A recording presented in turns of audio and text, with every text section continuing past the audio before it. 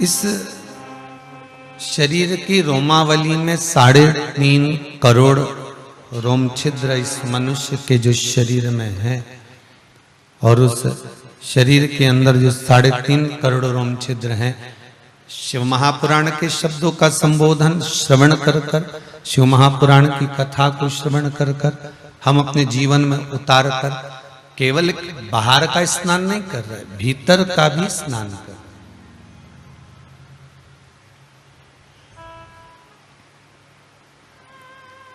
अपने भीतर का स्नान भी हम कर रहे। महाराज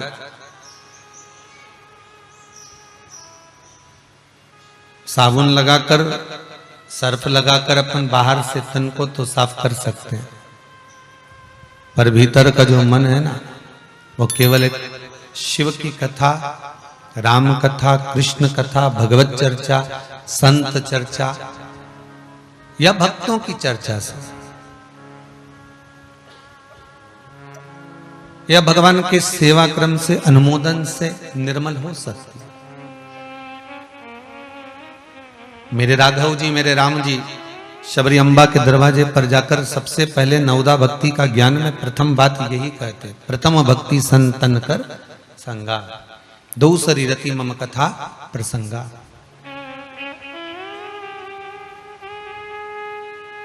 यदि आप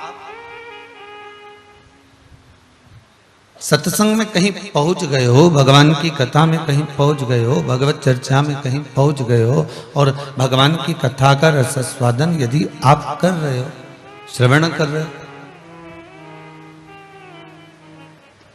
शबरी अम्बा ने जैसे राघव जी से पूछा था, राम जी से पूछा था, ये तो बताओ प्रभु कि आप मेरे दरवाजे तक आए हो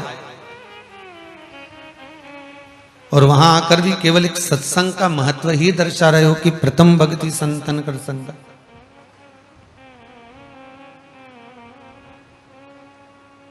चौरासी लाख योनियां काटने के बाद अगर मानव की देह मिले, अभी तो मिली है खैर, और बड़ी मुश्किल से मिली है, मांग तोंग कर लेकर आए हो, कितना कितना निवेदन करा होगा तब जाकर यह मनुष्य की देह प्राप्त हुई है, तब जाकर यह मिली है।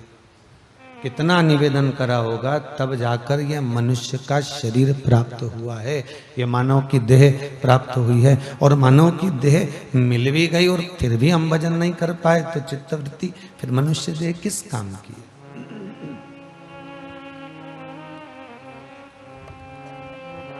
फिर मानव का शरीर किस काम का?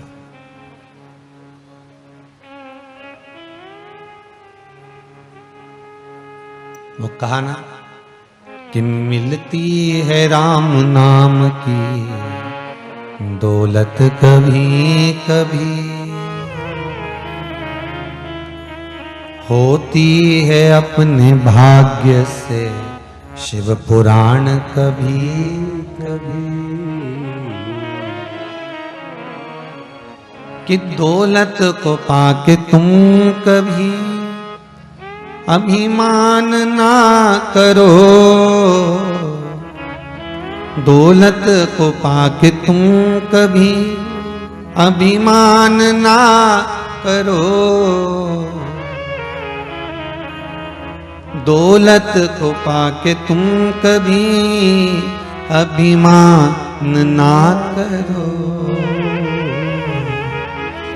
मिल जाती है खाक में दौलत कभी कभी,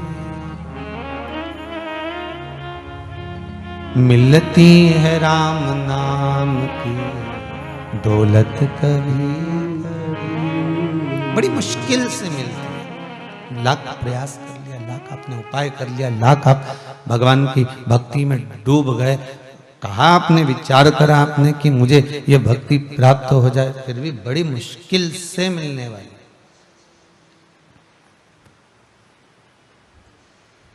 हाथ में रिमोट लेकर बैठे हो, वासुकी नाग शिव महापुराण की कथा श्रवण करने के लिए,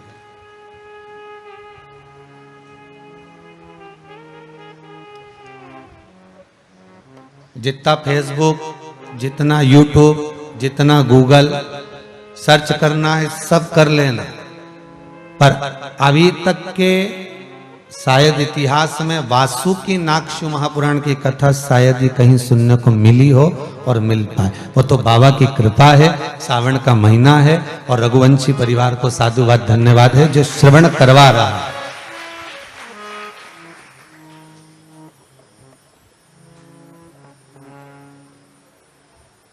पूरा आप निकालिए।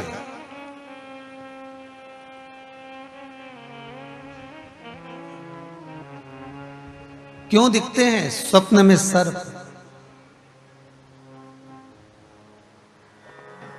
क्यों हमारे पूर्वजों को सर्प की गिनती में गिना जाता?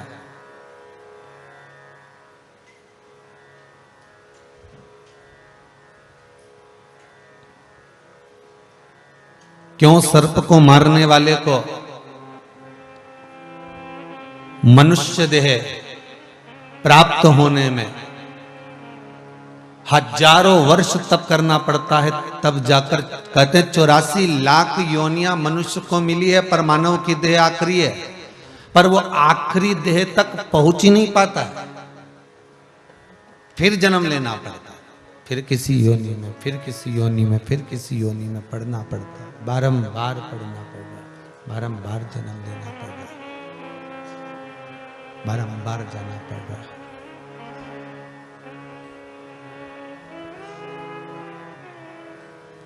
और कितनी जन्म, कितनी मृत्यु, फिर जन्म, फिर मरण, फिर जन्म, फिर मरण।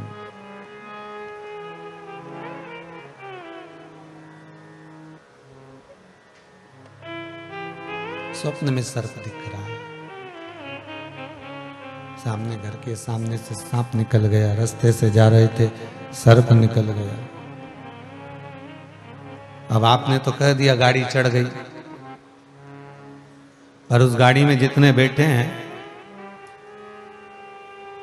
दुनिया के लोगों को 84 लाख योनियां केवल एक बार काट कर फिर मनुष्य देह मिल जाती। 84 लाख योनियां काटते काटते काटते काटते फिर मानव की देह मिलेगी, इसको नहीं मिलेगी जितने गाड़ी के अंदर थे। ऐसी 84 लाख ना जाने कितनी बार काटना पड़ेगी तब जाकर फिर मनुष्य की देह मिलेगी। वो मानव का शरीर मिलने के बाद भी, वो मानव का शरीर मिलने के बाद भी शरीर आड़ा टेढ़ा रहेगा, हाथ से, पैर से, नेत्रों से, श्रवण से, कंधे से, कहीं ना कहीं शरीर में कुछ विकलांगता रहेगी।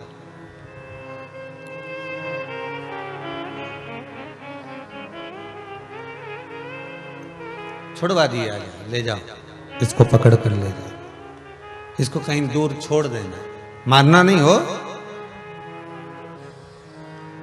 इतना तो कह सकते हो।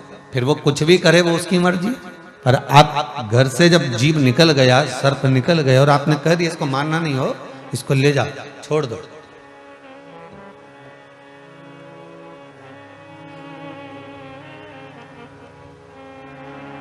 अदालत में जब कोई केस चलता है ना, तो उसमें दोष यही आता है, आपने किसी को अगर उत्साहित कर दिया, हाँ हाँ तू तो ऐसा कर ले, तो जिसने करा उसके साथ इसी को पकड़ा जाएगा जिसने बाबा ही करी, हाँ हाँ कर ले।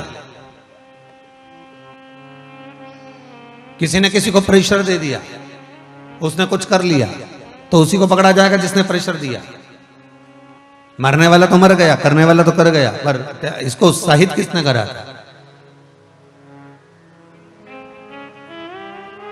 किसी ने कोई बेकार कर्म करने जा रहा है, उसको रोक भी दिया, तो उसका भी एक सुख है अदालत के अंदर, हाँ ठीक है इसने कुछ ज्ञान की बात कही, इसको ठीक है, इसको छोड़ा जाए।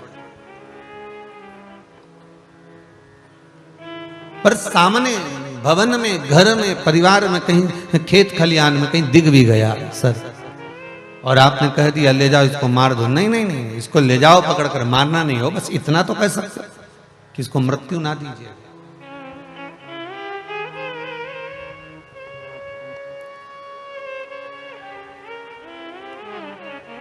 कितना दुख हुआ होगा वासुकी नाग को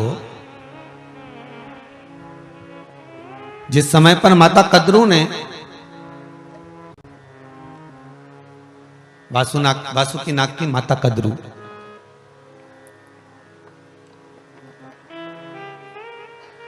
जिसमें वासुकी नाग की माता कद्रू ने अपने पुत्रों से कहा वीनता के चक्कर में कि पुत्रों सुनो, कश्यप ऋषि की 17 धर्म पत्नियां, उसमें से मूल थी कद्रु और बिंदु। दक्ष प्रजापति ने अपनी बेटी ब्याही थी कश्यप बाबा। देखिएगा जरा, एक सर्प के भाव को देखिए, क्यों भगवान शंकर ने इसको गले में धारण कर कर रखा वासुकी नाग को। क्या कोई दूसरा नाग नहीं मिल सकता था? करकटा भी तो था, शेषनाग भी तो था, तक्षक नाग भी तो था, कितने सर्प थे।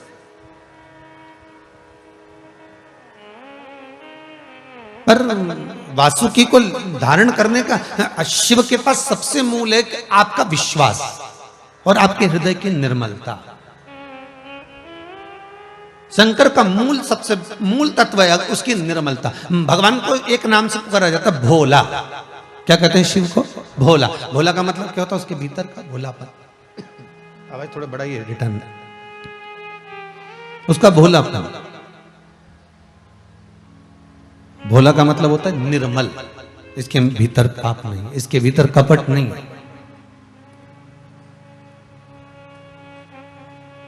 ये किसी के साथ छल ही नहीं कर सकता। कई बार माताएं भी कह देती, हमारा वो छोटा पोता है ना, वो तो किसी के साथ में कोई कभी गलत काम कर ही नहीं सकता, इतना निर्मल है, इतना भोला है। और फिर पूछा जाए वो बड़ा, अरे वो तो महाउद्दंड है। उसके बाद तो कहां दिन भर दोस्तों के साथ घूमता रहे, दिन भर यहां वहां पड़ा रहे, कब आग लगा के आ जाए मालूम ही नहीं पड़ने दे। वो तो जब सूचना मिले तब मालूम पड़े कि ऐसा है।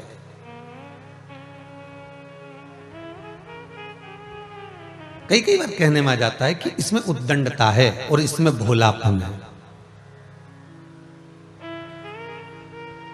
ये बहुत भोला है, इसके भीतर पाप नहीं है, इसके भीतर कपट नहीं, इसके भीतर छल नहीं, इसके भीतर बेईमानी नहीं, इसके भीतर प्रपंच नहीं।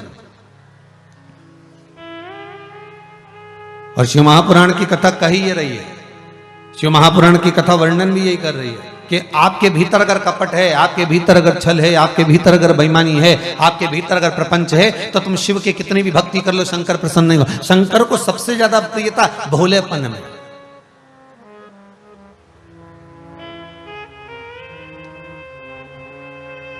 शिव को सबसे ज्यादा प्रियता अगर किसी से है तो आपके निर्मल स्वभाव से। तो राम कथा में भी तो कहा, निर्मल मन सो मोहि पावे, मोहि छल छिद्र कपट ना भावा।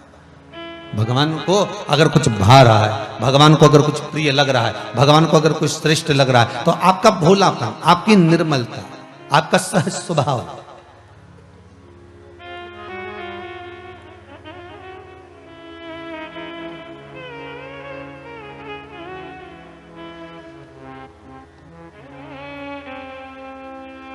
और जितना व्यक्ति भोला हो, निर्मल हो, भोले का कौन? तो कहा भोले का भोला, भोले का भगवान। भोले का कौन है? भगवान। तो कहा ये कपटी का भगवान नहीं होता क्या? जिसके भीतर कपट होता है उसका भगवान नहीं होता क्या? होता है, उसका भी होता है। और छल करने वाले का उसका भी होता है, झूठ बोलने वाले का उसका भी, प्रपंच करने वाला का भी, बेईमानी करने वाला का भी, सबका होता है। भगवान तो सबका। आपको कथा में कहा था पहले कि भारत की भूमि एक ऐसी भूमि है कि यहां अगर पापी भी मरे तो स्वर्गवासी कहलाता है। अमेरिका में कहीं का मरेगा तो वो डेड बॉडी कहलाएगा। वहां कोई नहीं लिखेगा फोटो का आगे स्वर्गवासी, बैकुंठवासी, गौलोकवासी। वहां तो कह दिया डेड बॉडी है, इसको ले जाओ, मर गया, ये गया, ऑफ हो गया, जाइए, ऑन और ऑफ, गया, खटका है, दवाई से मालूम पड़ जाए गया कि है।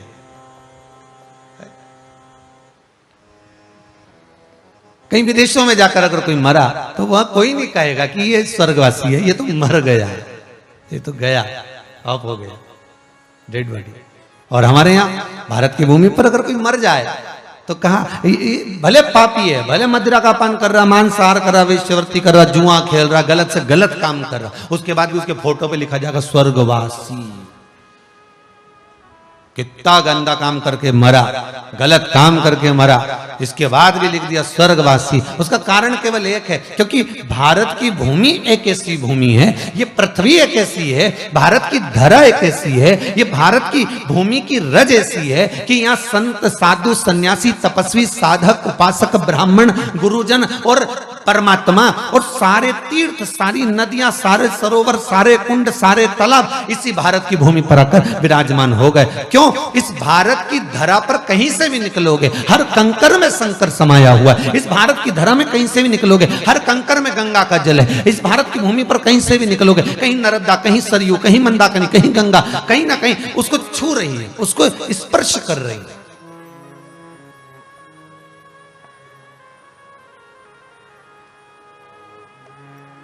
देवता भी जिस भूमि पर आकर आने के लिए तरसते हो, ऊपर जाकर मीटिंग करते हो, कौन कौन जाएगा?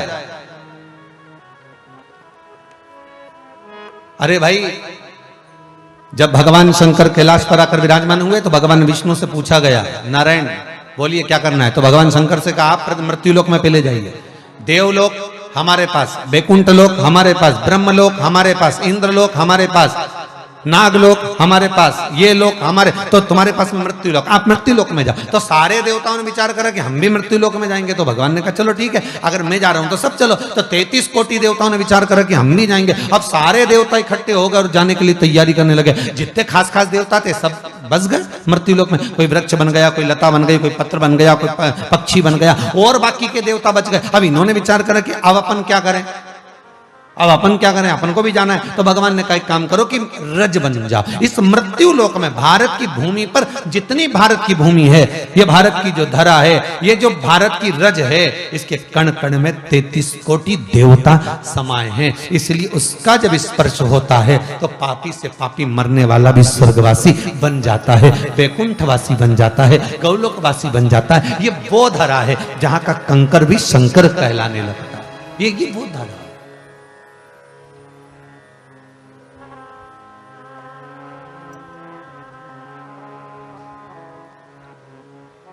जाना तो है, भजन कर कर स्मरण कर कर, नाम जप कर कीर्तन कर कर, नाम स्मरण में डूब कर जाना तो है।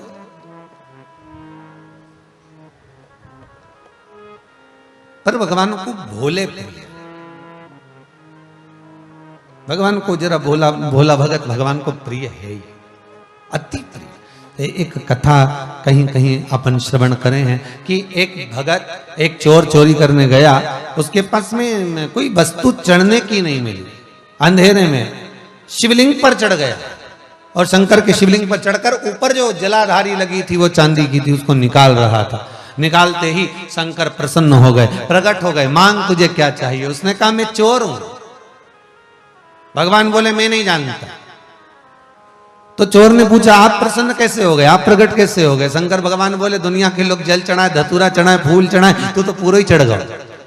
अब प्रसन्न नहीं हो तो क्या करूं, तू बता। इतनी प्रसन्नता मुझे कि तू पूरा चढ़ गया, आज तक कोई नहीं चढ़ा, ने तू चढ़ा। तो इसका मतलब ये तो नहीं है कि तुम भी चढ़ जा। नहीं तो तुम लोगों ने सोच लिया कि बताओ सियोर वाला महाराज जी बोले कि एक भगत एक चोर चढ़ गया था तो भगवान प्रसन्न हो गए थे, उसको वर दे दिया था कि मांग तुझे क्या चाहिए। तो वो चोर भी विचार में विस्मय में पड़ गया, अब मैं मांगू क्या? तो भगवान से कहा प्रभु ऐसी कृपा कर दो कि मेरा गुजारा चलता रहे, ऐसी कोई चीज दे दो। भगवान भी संसार के लोगों को गुजारा करने के लिए कुछ ना कुछ ज्ञान देकर भेजते हैं, कुछ ना कुछ विद्वत्ता आपको देकर भेजते हैं। संसार का ऐसा कोई मनुष्य पैदा नहीं होता जो बिना विद्वत्ता के पैदा होता, उसको कुछ ना कुछ दिया गया। और जिसके शरीर में भगवान कुछ ना कुछ विकलांगता दे देते उसको दुगनी विद्वत्ता दे देते, उसका भाग्य प्रबल कर देंगे, कहीं अच्छी नौकरी लगवा देंगे, या उसके भीतर ऐसा भक्ति का संचार कर देंगे कि वो भगवत स्मरण में डूबा रहे। कोई काम ऐसा लग जाए, उसका कोई कार्य ऐसा करने लगता है। कहते ना कि इसमें अकल ज्यादा हो गई, इसमें विद्वत्ता ज्यादा। भगवान किसी को भी पैदा करा, दुनिया के लोग भले कह सकते हैं कि भगवान हमारा बड़ा बुरा कर रहा है, भगवान तो हमारी सुन ही नहीं रहा। भगवान ने अगर जन्म दिया है तो भरण पोषण करने की जवाबदारी उसी की है, और उसने जैसा करा है वो अच्छा ही करा।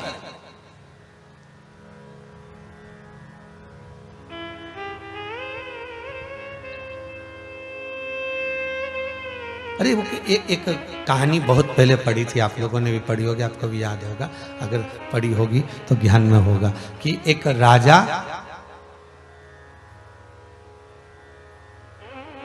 की दासी ने उसको पात्र में जल ला कर दिया,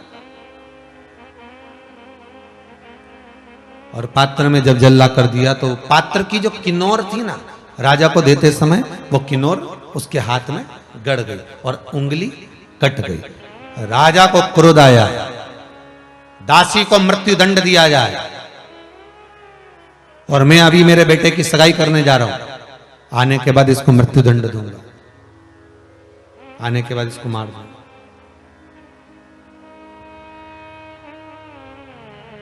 ठीक है, दासी की आंख में अश्रु थे, रो रही है। उसने महामंत्री से कहा, मंत्री जी मैंने कोई दोष नहीं करा, राजा ने हाथ में कलश झेला, उंगली कट गई, अब उसमें मेरा क्या दोष है, आप बताइए। महामंत्री ने कहा, आपका तो कोई दोष है ही नहीं, आपका कोई दोष नहीं।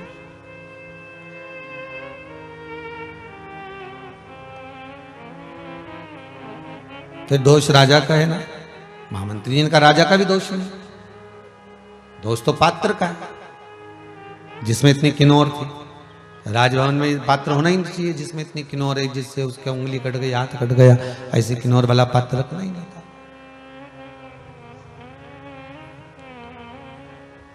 अब महामंत्री ने एक दिन राजा से कहा, महाराज जी कोई बात नहीं, उंगली कट भी गई ना तो कोई टेंशन मत लीजिए, कहीं ना कहीं भगवान कुछ अच्छा ही सोचा होगा, भगवान ने कुछ अच्छा सोचा। हमने बहुत पहले कहानी सुनी थी, आज आपके सम्मुख में आई है तो कह दे रहे, भगवान ने कुछ अच्छा ही सोचा होगा। राजा घोड़े पर सवार रथ में बैठकर लड़के की सगाई करने चला, संबंध पक्का करने चला।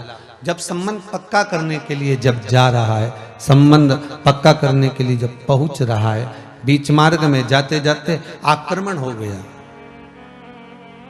भीलों ने आक्रमण कर दिया, वन में रहने वाले वनचरों ने आक्रमण कर दिया, उसको पकड़ लिया, पकड़ा और ले जाकर मारने के लिए आतुर हुए कि अब कुछ नहीं मिला, ये आखिरी का मिला है, इसी की बलि चढ़ाना है देवी को, इसको स्नान कराओ। स्नान कराकर इसको देवी के सामने ले जाकर राजा को खड़ा करा। बलि चढ़ने ही वाली थी, बलि चढ़ाने वाले ने कहा पहले शरीर देख लो कहीं से खंडित तो नहीं है, क्योंकि देवी को जो फल चढ़ता है वो खंडित नहीं चढ़ता।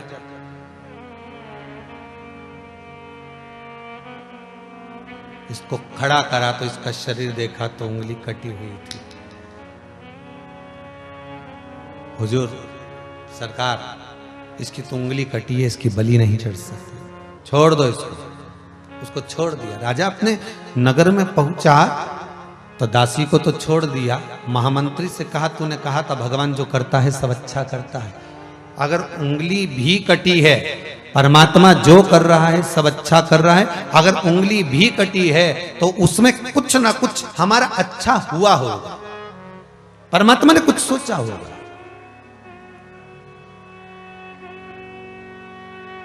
भगवान क्यों गलत करेगा?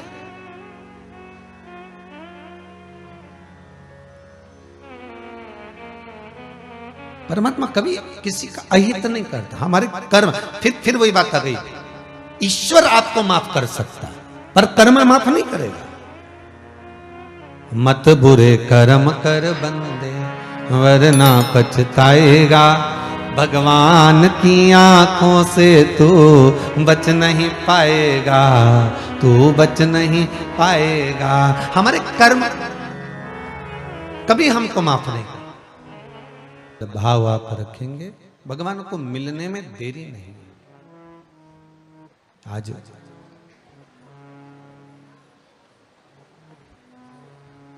वासुकी नाग का जो भाव है वो बड़ा निर्मल है, बड़ा निर्मल स्वभाव है, स्वभाव बड़ा निर्मल है।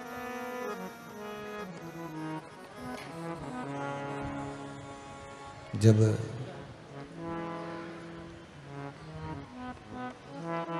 फिर वही बात आ गई, आप जितना निर्मल मन,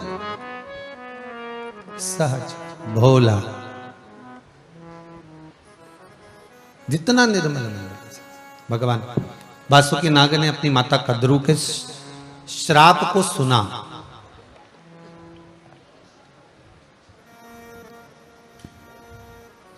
बड़ा दुख हुआ सुनकर। श्राप क्या लगा था? श्राप क्या लगा? श्राप एक लगा। कद्रू ने एक बार अपने पुत्रों से कहा कि जितने भी मेरे ये पुत्र हैं, 1000 मेरे ये बच्चे सर्प की योनि में जो हैं, इनसे मैं इतना चाहती हूं कि वीनता से मेरा द्वेष उत्पन्न हुआ। वीनता से मेरा द्वेष उत्पन्न हुआ। वीनता के 2 बच्चे और कद्रू के 1000। अब इससे मेरा दोष उत्पन्न हुआ है। और विवाद एक बात पर हुआ है कि सूर्य नारायण भगवान के जो घोड़े हैं,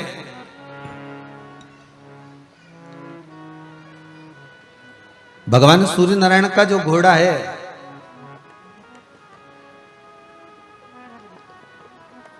उस घोड़े की जो पूंछ है, बीनता कर रही है कि पूरा घोड़ा सफेद है, और मेरे मुख से निकल गया कि घोड़ा काला है।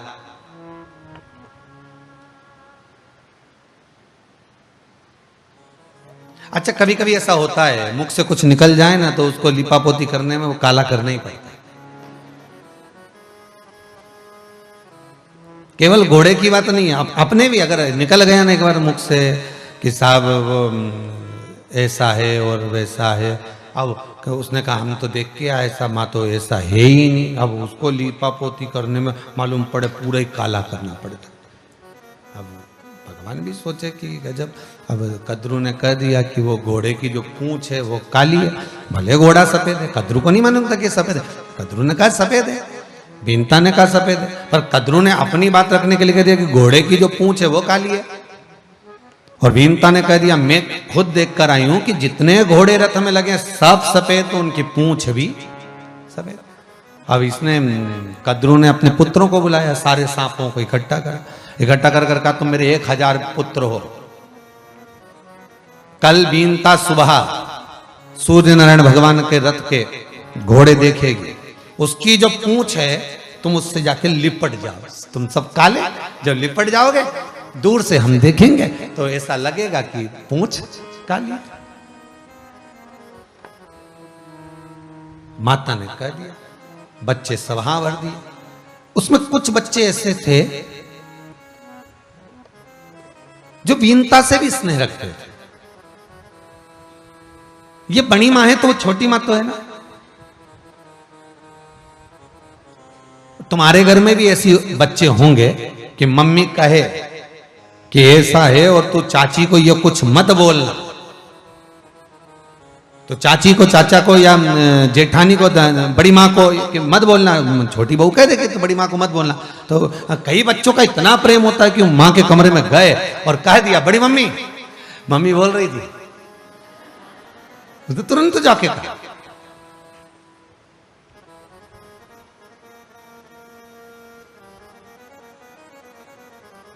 अब कितना समझाया आपने, कितना कहा आपने, और उसके बाद भी वो पहुंचा। और उसका प्रेम इतना है, तो कई बच्चों का प्रेम बीनता से था, भले वो मां नहीं हो, पर है तो छोटी मां बड़ी मां का अंतर तो वही है।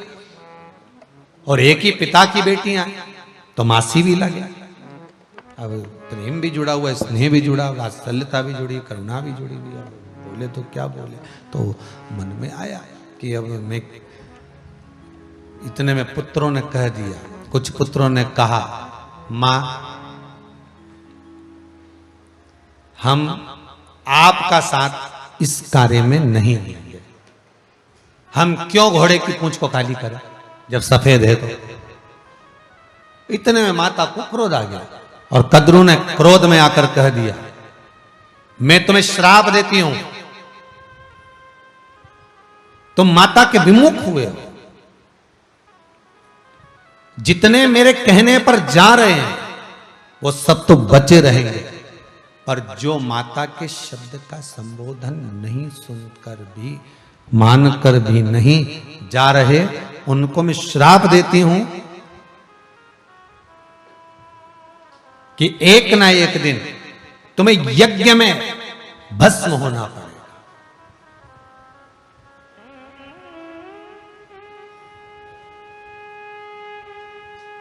और याद कर लो वो नागदा, यही उन्हेल नागदा, याद कर लो कि जन्मेजय जब यज्ञ करे अपने पिता को, जब तक्षक नाग डस कर चले गया, और जब यज्ञ प्रारंभ हुआ, और जब यज्ञ प्रारंभ हुआ और उस यज्ञ में जब आहुतियां छूटना प्रारंभ हुई, जब आहुतियां छूटना प्रारंभ हुई उस यज्ञ के भीतर,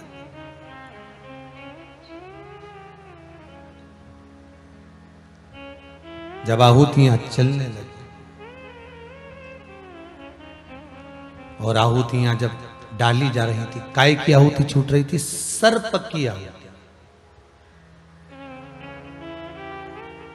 उसमें साकल्य नहीं है, उसमें कोई तिल और जौ नहीं है, उसमें धूप नहीं है, उसमें केवल अगर कुछ है तो सर्प डाले जा रहे थे। सर्पों को पकड़ा जा रहा था, छोड़ा जा रहा था हवन के अंदर। कौन कर रहे थे? राजा बलि। आप कौन कर रहे थे?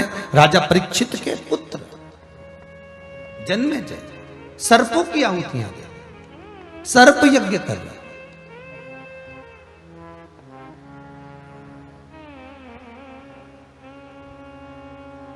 और पुत्र स्वाहा होते चले जाते।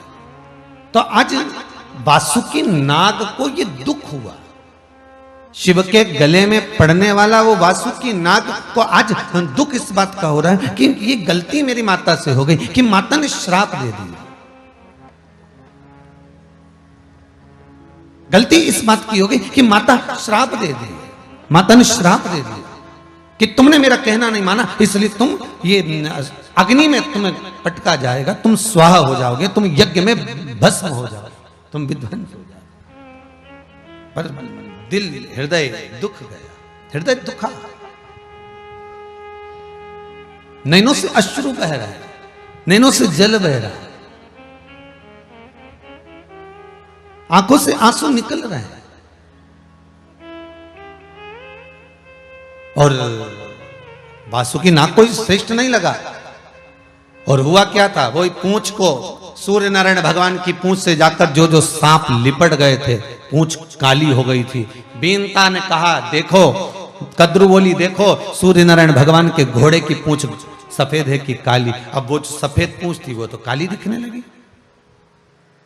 तुरंत बड़ा दुख हुआ बीनता को कि मैं तो कल देख के आई थी तो घोड़े तो सफेद थे और पूंछ भी सफेद थी, पर ये रात में क्या हो गया, घोड़ा बदल दिया, तो पूंछ काली कैसे हो गई? तो बीनता को तो नहीं मालूम पड़ा। तो कहा अब तुम्हें मेरी दासी बनना पड़ेगी, शर्त ये लगी है कि तुम्हें मेरी दासी बनना पड़ेगी,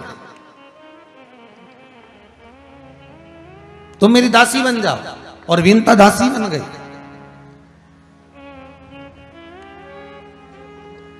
अब जो भी हुआ तो हुआ, पर दुख सबसे ज्यादा वासुकी नाग को हुआ। शंकर के गले में जो सांप पड़ा है उसका नाम है वासुकी नाग, वही सर्प वासुकी नाग। कोई शिव जी ने ऐसे गले में नहीं धारण कर लिया। शंकर भगवान अगर गले में धारण करें तो उसमें कुछ अच्छा तत्व होगा, कुछ अच्छा सोचा होगा। फिर वही बात कहेंगे, बगीचे में बहुत सारे फूल लगे हुए हैं, अगर आप बगीचे में घूमने गए हो और कोई फूल आप तोड़ रहे हो, कोई फूल आप निकाल रहे हो, तो आप कौन सा फूल तोड़ोगे? जो अच्छा लगेगा आपको, जो डाली पर श्रेष्ठ पुष्प होगा, जो अच्छा लग रहा होगा, वही तो पुष्प आप तोड़ोगे, वही तो पुष्प आप निकालोगे, जो तुम्हें अच्छा लग रहा है वो पुष्प। तो शंकर भगवान भी अगर डमरू को रखे तो उसमें कुछ अच्छा होगा, अगर त्रिशूल को रखे तो उसमें कुछ अच्छा होगा, वासुकी नाग को रखे तो कुछ अच्छा होगा। विचार करिएगा, एक कामन विवाह भगवान शंकर ने प्रथम में करे। उमा, कात्यायनी, कुष्मांडा, चंद्रघंटा, स्कंदा, सती, गौरी, महागौरी, ये जो माता के रूप बदल बदल के आए हैं, तो आखिरी में जो रूप टिका, आखिरी में जो स्वरूप माता पार्वती का जो रहा वो अभी तक रहा, फिर कोई रूप नहीं बदला है, एक रूप रह गए। उसका कारण क्या था? कुछ ना कुछ भगवान जो अपने पास में रखे उसमें कुछ श्रेष्ठता होगी। शंकर को क्या जरूरत थी कि उमा को छोड़ा, सती भस्म हो गई, और माता पार्वती से विवाह हुआ। पार्वती को क्यों रखा? क्योंकि सती दक्ष प्रजापति की पुत्री थी और पार्वती हिमालय राज की पुत्री है। शंकर जानते हैं कि ये केवल हिमालय राज की बेटी नहीं, शिव जानते हैं कि ये पितरों की पुत्री है और अगर मेरे करीब में रहेगी, मेरे साथ में रहेगी, तो मेरे ऊपर एक लोटा पानी अगर कोई शंकर जी को चढ़ा रहा है, अगर ये मेरे साथ में एक कलश भरकर अगर शिव को कोई जल समर्पित कर रहा है, तो उसके घर में कभी पितृदोष नहीं हो सकता। उसके घर में कभी पितरों का दोष नहीं हो सकता। अगर एक लोटा पानी आप शंकर को चढ़ा रहे हो और वो भी अपने घर का ले जाकर, अपने परिंडे का ले जाकर, अपने मटके का, अपने हंडे का, जो पात्र तुम्हारे घर में भरा है, ताजा भरा हुआ है, पात्र भरा हुआ रखा है, उसमें से अगर आप एक लोटा ले जाकर भगवान शिव को समर्पित कर रहे हो तो पितृदोष नहीं दे सकते। फिर कोई कितना भी कह दे तुम्हारे घर में पितृदोष है, तो अपने मन को भी तो गवारा करे। मैं तो रोज शंकर जी को जल चढ़ाती हूँ, मैं रोज एक लोटा पानी भर कर लेके जाती हूँ, अपने घर से बोतल भर के लेके जाती हूँ। अगर दूर मंदिर है तो बोतल में भर लेती हूँ, वहां लोटा खाली ले जाऊं, उसमें डाल के फिर शिव जी को चढ़ा देती। पर चढ़ाती तो मैं हूं, जल तो समर्पित कर रही हूं ना। ये विश्वास आपके भीतर जागृत।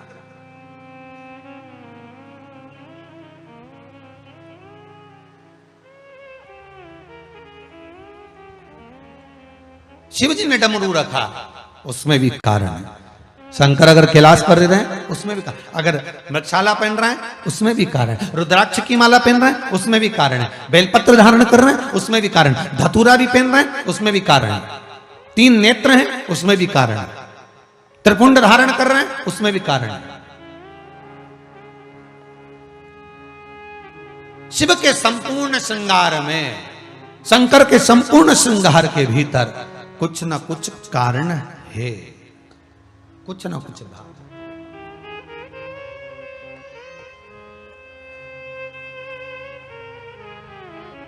किसी बच्चे से पूछना, क्यों रे बिस्कुट क्यों नहीं खा रहा?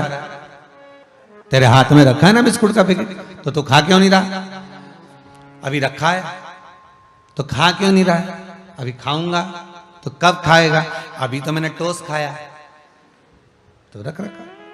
फिर उसने किसी ने कहा अब तो दोपहर की 1 बज गई, बिस्कुट क्यों नहीं खा रहा? अभी तो खाना खाया, अभी बिस्कुट संभाल के रखा है। अच्छा ठीक है, भोजन किया, हाँ, फिर बिस्कुट। अब कब खाएगा? बस मम्मी 4 बजे चाय बनाएगी तब खाऊंगा।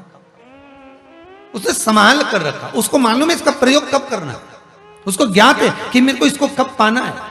छोटा का बच्चा, जरा सा बच्चा, कोई भी सामान उसको मिल गया, रोड पे से पड़ा हुआ भी मिल जाए ना, छोटा छोटा सामान, तो वो बटोर के अपने बॉक्स में रख ले, कहीं ले जाके बैग में रख लेता है।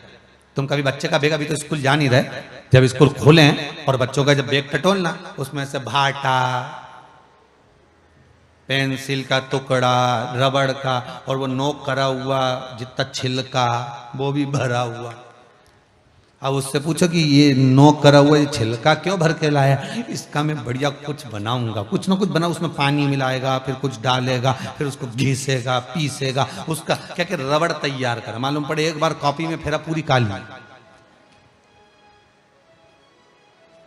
कुछ सोच कर बनाएगा, कुछ रखा है तो संभाल कर, तो किस कारण से रखा होगा। मेरे शंकर भगवान ने कर संजो कर रखा है। संसार के व्यक्ति, इस मृत्यु लोक में रहने वाला मनुष्य अगर टीवी खोलकर आस्था चैनल पर अगर शिव महापुराण की कथा सुन रहा है, तो ये विचार करना कि शंकर ने आपको अच्छा जानकर, पुष्प अच्छा तोड़कर अपनी ओर झुकाकर रखा है। ये शिव की कृपा, ये शंकर का अनुमोदन है। आप मोबाइल पर कथा सुन रहे हो, नहीं तो आपका चित्तवृत्ति जरा सी देर में तो व्हाट्सएप पे चले जाए, जरा सी देर में आप कहीं दूसरी जगह चले, पर आप चित्तवृत्ति लगाकर, मन लगाकर शिव महापुराण की कथा सुन रहे हो, तो उसमें कहीं ना कहीं शंकर का अनुमोदन है कि शिव आपको साथ कर रखा है, शंकर आपको पकड़ कर रखा है।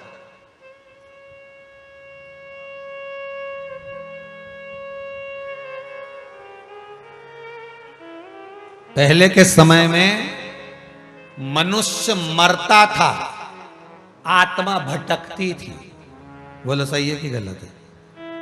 मनुष्य मरता था, आत्मा भटकती थी। आज के जमाने में आत्मा मरती है, मनुष्य भटक रहा, उल्टा हो गया। पहले मनुष्य मरता था, आत्मा भटकती थी, क्या उसकी आत्मा भटक रही है, हो। और आज के जमाने में आत्मा मर गई, और मनुष्य भटक रहा है, क्योंकि मन मर चुका है। वो अच्छी जगह लगाना नहीं चाहता, अच्छी जगह लेकर नहीं जाना चाहता। कोई कह दे कि गलत जगह पर चलना है, तुरंत चले जाएगा। कोई कह दे व्यसन में चलना है, चले जाएगा। कोई कहे मांसाहार में, मदिरापान में, वैश्यवृत्ति में, यहाँ वहां जरूर जाएगा। पर कोई कह दे सत्संग में जाना है, कोई कहे इस चित्तवृत्ति को भजन में लगाना है, स्मरण में लगाना है, थोड़ी देर लगकर फिर वो भटक जाएगा। कितनी तैयारी से सुंदरकांड के पाठ में जाते हो, विचार तो करो। तुम्हारे मोहल्ले में सुंदरकांड होता ना मंगलवार शनिवार को, कितनी तैयारी से जाते हो, और बढ़िया बिंदी बिंदी लगा लोगों के, और बढ़िया पेंट शर्ट पहन के, और बढ़िया घर पे बोल के गए सुंदरकांड में जा रहा हूं आओ। और जैसे ही पहुंचे और जो पाठ उठाया और जो पढ़ना चालू करा, और किताब पे लिखा था आप चालू करा है तो छोड़ना मत, बीच में मत उठना। उन्हें सबसे पहले पाठ उठाया तो दोहा ही देखा, कितने और बचे हैं।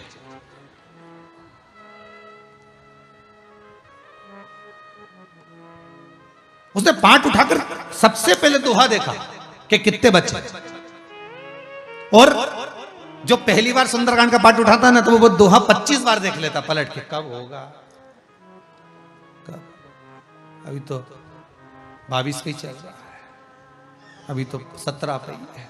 फिर पलटा, फिर बैठा, पलटा, फिर पलटे, फिर पलटे, चित्त लगे नहीं। बड़ी मुश्किल से 12 बजे रात को सुंदरकांड पूर्ण हुआ। अच्युतम केशवम राम नारायणम कृष्ण दामोदरम वासुदेव श्रीधवम माधवम गोपिका वल्लभम। अब उसके मन में चैन लगा कि अब खोपरा शक्कर मिलेगा। मिला, पुड़िया बंधी, और जो सुंदरकांड को प्रणाम करा, जब पोथी रखी, खड़ा हुआ, मन में सोचा अब कहीं पे भी होगा, कम से कम 40 दोहे पूरे हो जाएंगे तभी जाऊंगा, अब नहीं जाऊंगा। अब देखिएगा, जरा विचार करिए, भजन में चित्त लग रहा है नहीं, शरीर पहुंच गया पर मन नहीं पहुंच पाया। शरीर तो पहुंच गया पर मन नहीं पहुंचा। अब जहां भी जाएगा सुंदरकांड में तो पहले 40 दोहे हो जान दो, इसके बाद जाऊंगा, ठीक है। और कहीं पार्टी में जाना हो, रिसेप्शन में जाना हो, शादी के रिसेप्शन में, तो पत्नी से कह देगा पहले ही चलते ना, बाद में पानी पता सही नहीं मिलता, पहले ही चल। और मालूम पड़े 8 बजे का समय, 7:30 बजे तैयार होके सीधे 8 बजे, 7:15 बजे तो प्रवेश, क्योंकि ज्यादा लेट हो जाएंगे तो खाना अच्छा नहीं मिलेगा। बच्चे कि नहीं बच्चे, इनके रिश्तेदार बहुत, इनके संबंधी बहुत, इनका यहाँ कुटुंब कबीला बहुत, और बच्चा कि नहीं बच्चा किसको मालूम। तो अपन तो पहले ही पहुंच जाओ, और पहले ही जाते ना दूल्हा बैठा, अरे बोलते जाओ, ना दुल्हन बैठी, ना बेचारा वो बीआईजी सामने आया हाथ जोड़ने वाला दरवाजे पे, कोई खड़े ही नहीं। और उससे पहले तो ये पहुंच गया, और वहां खड़े होके दांत खुजा खुजा के बोले कब चालू करोगा, तुम चालू कब करोगा। तो इतना सारा तो ही गया नहीं, ढेर पड़ जाए, बताओ अभी कम से कम 100-150 तो इकट्ठे हो गए, और एकदम चालू करोगे भीड़ बढ़ जाएगी तो कोई बात नहीं। तो लड़के के मासा जी के बोला कि तुम चालू करवा, तो क्या अभी साड़ू भाई तो आया ही नहीं, तो क्या तुम तो चालू करा, तो कहते ना कि भाई भीड़ हो रही थी चालू करा दिया। ना दूल्हा आया, ना बारात गेट पे आई, ना बंदरवाल, ना कुछ, और इनने भोजन चालू कराया। और ये सबसे पहले कोई नहीं आया, उससे पहले सब निपटू के कुर्सी पे थोड़ी देर बैठा। इसके बाद देखा कि अभी तक बारात के ठिकाने ही नहीं, सब अब तो आई नहीं रही है, हम तो कब से बैठे हैं, छोरा छोरी की ओर देख लेता था, अच्छा था। तो इनने मौसा जी के लिफाफा पकड़ाया, जाए तो जा, खाए पिए जा।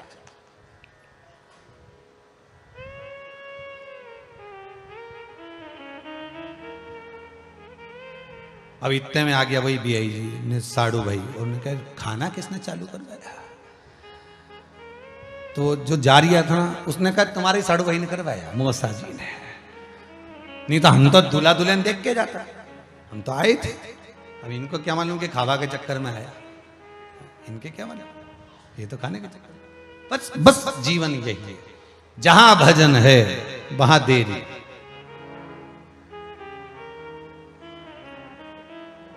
बहुत चतुर लोग हैं, चिंता ना करिएगा। जब आशीष जी यहाँ बोलना चालू करते हैं ना, तो सबको मालूम है इतनी देर तक बोलेंगे,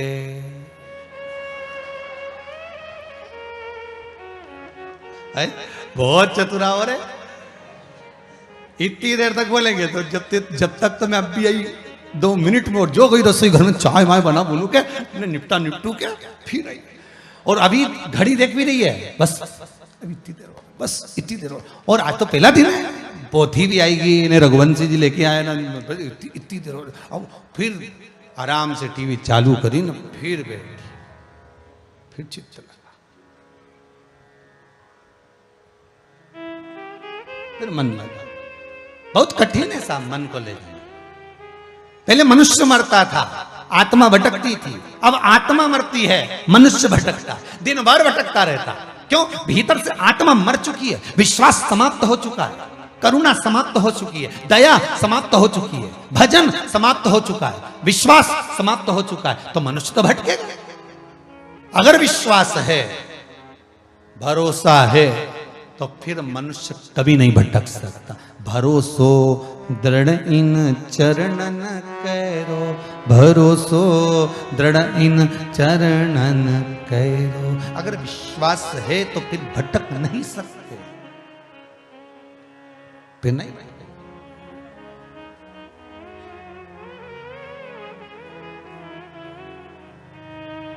शिव ने अपने करीब में रखा।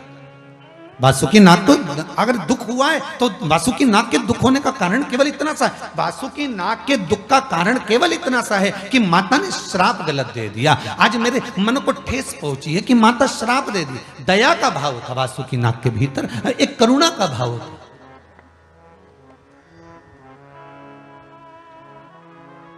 जितनी करुणा वात्सल्यता एक माता को अपने पुत्रों के प्रति होती है कि मार भी देती है तो मां रोती भी बहुत है, मैंने क्यों मार दिया, इसको आड़ा टेढ़ा क्यों कह दिया, क्यों ऐसा बोल दिया, क्यों कहा मैंने, किस लिए कहा। पर जितनी करुणा एक माता को अपने पुत्र से है, बच्चों से है, उतनी करुणा एक बच्चों को भी अपने माता पिता से होना चाहिए।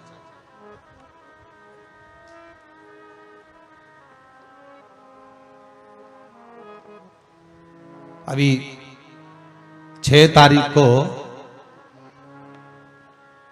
कल 6 अगस्त को, कितनी किस्मत वाले हो पहले तो ये विचार करो, तुम्हारा भाग्य कहां से लिखा के लाए हो, ये भी तो सोचो कि कितनी शंकर ने करुणा कर दी ने। आज प्रदोष, कौन सा वार, आज कौन सा वार है, वो भी बृहस्पतिवार की, गुरुवार की, संतान देने वाली प्रदोष। और उसके बाद में लगी लगाई आ गई शिवरात्रि। पूरे सावन का ऐसा योग 2 दिन का, 5 और 6 का, और तो और भगवान की इतनी कृपा। आज वो 5 तारीख जिस दिन मेरे राम जी महाराज के मंदिर की उस नींव को रखा गया, आज वो 5।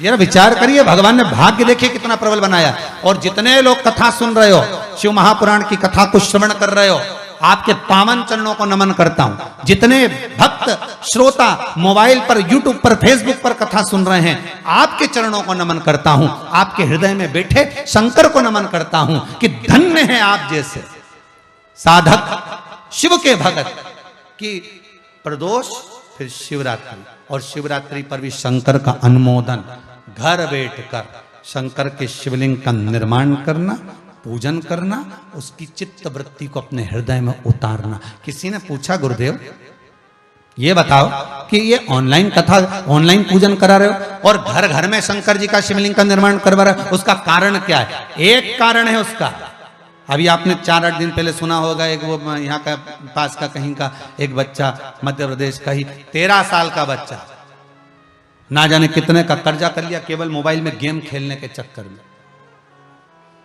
कहाँ का था हमें तो ध्यान में नहीं आ रहा, पर गेम खेलने के चक्कर में उसने कर्जा कर लिया। माता ने बस थोड़ा सा डांटा होगा, कुछ कहा होगा उसने। आज बच्चों की बुद्धि कहां जा रही है, बच्चों का चित्त कहां जा रहा है? दुनिया के लोगों ने कहा ये ऑनलाइन पूजन का कर्म क्या है? उसका एक कारण है कि घर घर में शंकर का पूजन हो, घर घर में शिवलिंग का निर्माण हो, घर घर में शंकर की पूजन का विधान हो, और घर के बच्चे जब उसको देखें तो उनकी चित्त वृत्ति में माता पिता के साथ बैठकर शंकर का जब पूजन करें तो उनके चित्त में मेरा देवाधिदेव महादेव विराजमान हो। जब घर घर में विराजमान होगा तब सुख का अनुभव हो, उसमें एक आनंद की अनुभूति होगी।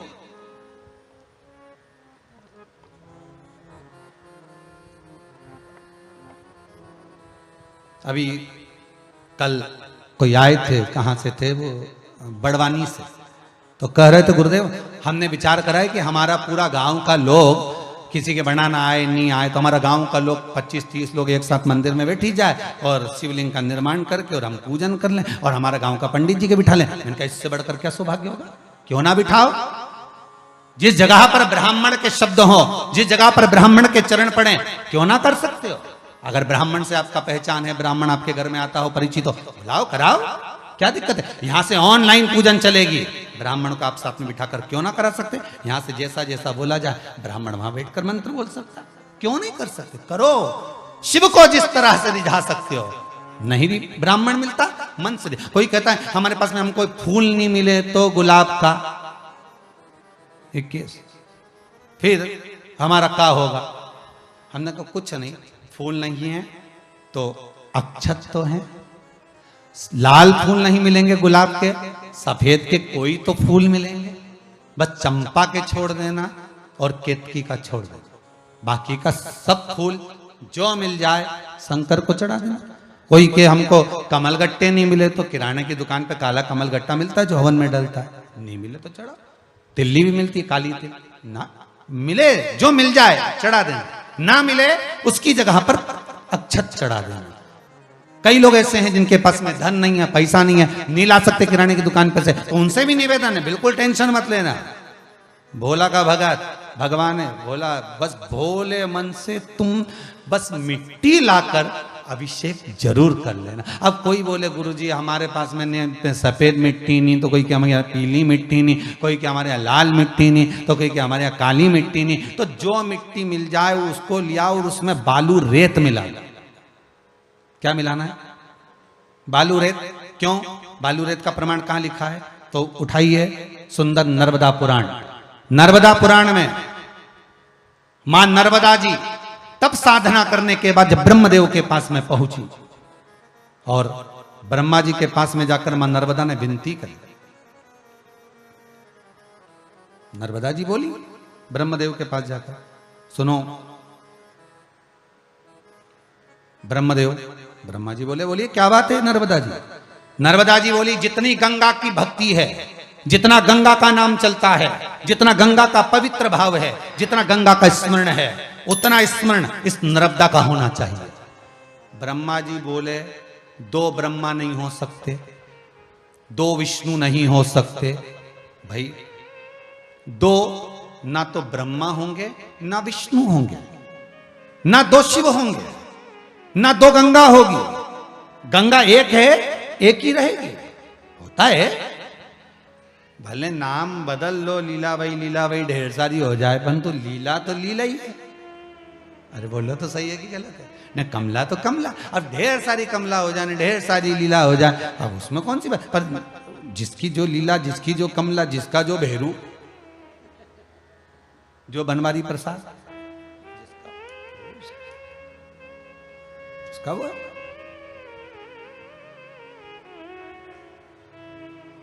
दिल से जो रिझाया, दिल से, मन से, चित्तवृत्ति से, आनंद से।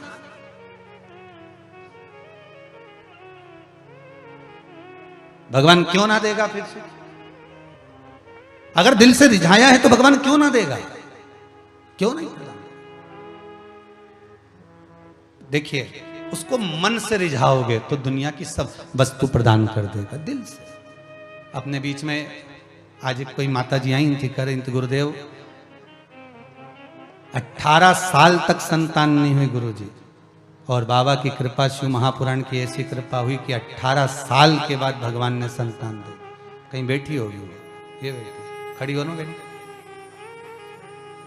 18 वर्ष के बाद शंकर ने संतान दे दी। ये कृपा शिव की नहीं तो और किसकी है? जरा विचार करिए। ये शिव कृपा नहीं करता तो कौन कृपा करता? जहां सब आस समाप्त हो जाए, सारा विचार दुनिया के लोग छोड़ दें, हताश हो जाए सारी दुनिया से कि अब कहीं से नहीं हो सकता, तो उनसे बार बार निवेदन करता हूं कि एक बार शंकर के पास जरूर जाना, एक बार शिव महापुराण दिल से सुन लेना, एक बार मन से शंकर को रिझा लेना। वो क्या दे दे ये उसके हाथ, वो कितनी करुणा कर जाए ये उसके हाथ। कैसी करुणा, कब करेगा? तो अगर नहीं है तो माता नर्मदा जी ने भी ब्रह्मदेव से कहा कि हमको गंगा के बराबर की उपाधि दीजिए, तो ब्रह्मा जी ने कहा ये तो हो नहीं सकता, नर्मदा ब्रह्मा दो नहीं हो सकते, विष्णु दो नहीं हो सकते, शिव दो नहीं हो सकते, तारा दो, चंद्र दो नहीं हो सकते, सूरज दो नहीं हो सकते, सुन नर्मदा गंगा दो नहीं हो सकती। तो नर्मदा है तो नर्मदा रहेगी, वो गंगा है वो गंगा रहेगी, वो सरयू है सरयू रहेगी, वो मंदाकिनी है मंदाकिनी रहेगी, वो गोदावरी है वो गोदावरी रहेगी, समुद्र समुद्र रहेगा, क्षीर सागर रहेगा।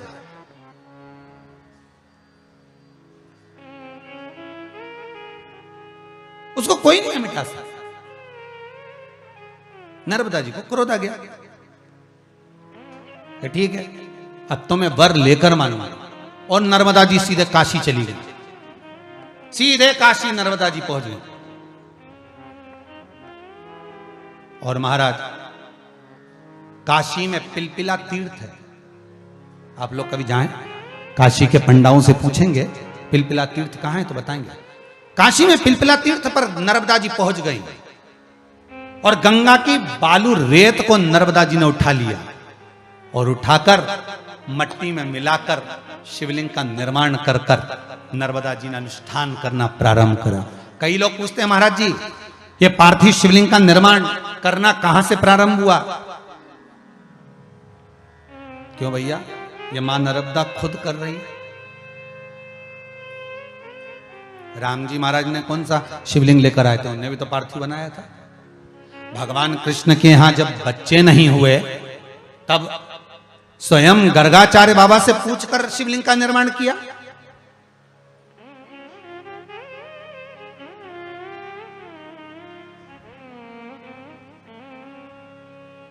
माता पार्वती ने स्वयं तुमरुका जी से पूछकर शिवलिंग का निर्माण किया।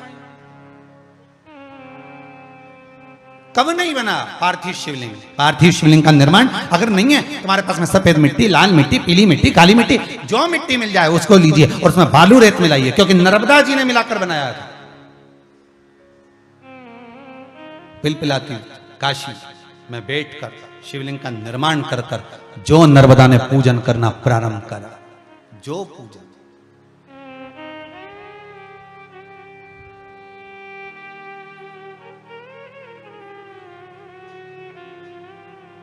और नर्मदा जी ने जब आराधना करना प्रारंभ करा, ऐसी तप साधना नर्मदा जी ने करी, ऐसी तप साधना करी कि गंगा स्वयं, काशी की गंगा नर्मदा जी के लिए पंखा झेल रही है, पंखा झेल रही है गंगा जी, नर्मदा जी की तप साधना।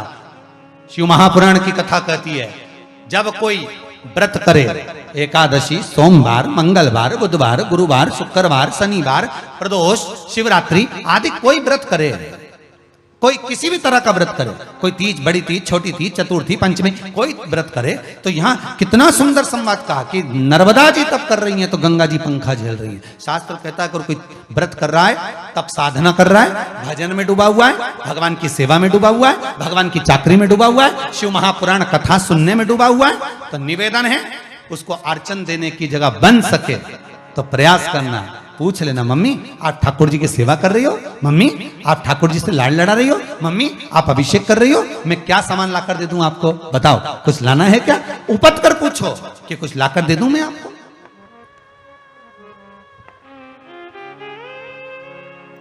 अरे कितनी प्रसन्नता की बात है कि घर घर में महादेव विराजमान होंगे, घर घर में। पूरे इंदौर में, मारोठा में सामान मिलना बंद हो गया, इतना सामान लोग लेके गए। इटारसी में फूल वालों ने शिरडी से गुलाब के फूलों के ऑर्डर दिए, बोटला भरा भरा, इतना ऑर्डर है। पूरे सीहोर में कहीं गुलाब का फूल नहीं, फूल वालों ने बेलपत्री तक देना बंद कर दी, कल ही देंगे। उस अपने कर्म का हो सकता है कि हम किसी ने कहा हो सेवा के लिए जाओ जरा शंकर जी के लिए मिट्टी ले आना हो तो जरा धतूरा तोड़ ला, लाए, मन में विचार करा, नहीं लाए, नहीं लाना, जाओ तुम ही लिया। होता है, दोष है।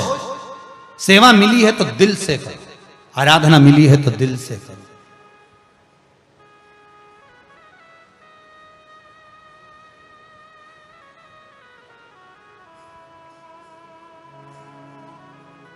अपने हृदय चित्त से, अपने मन से।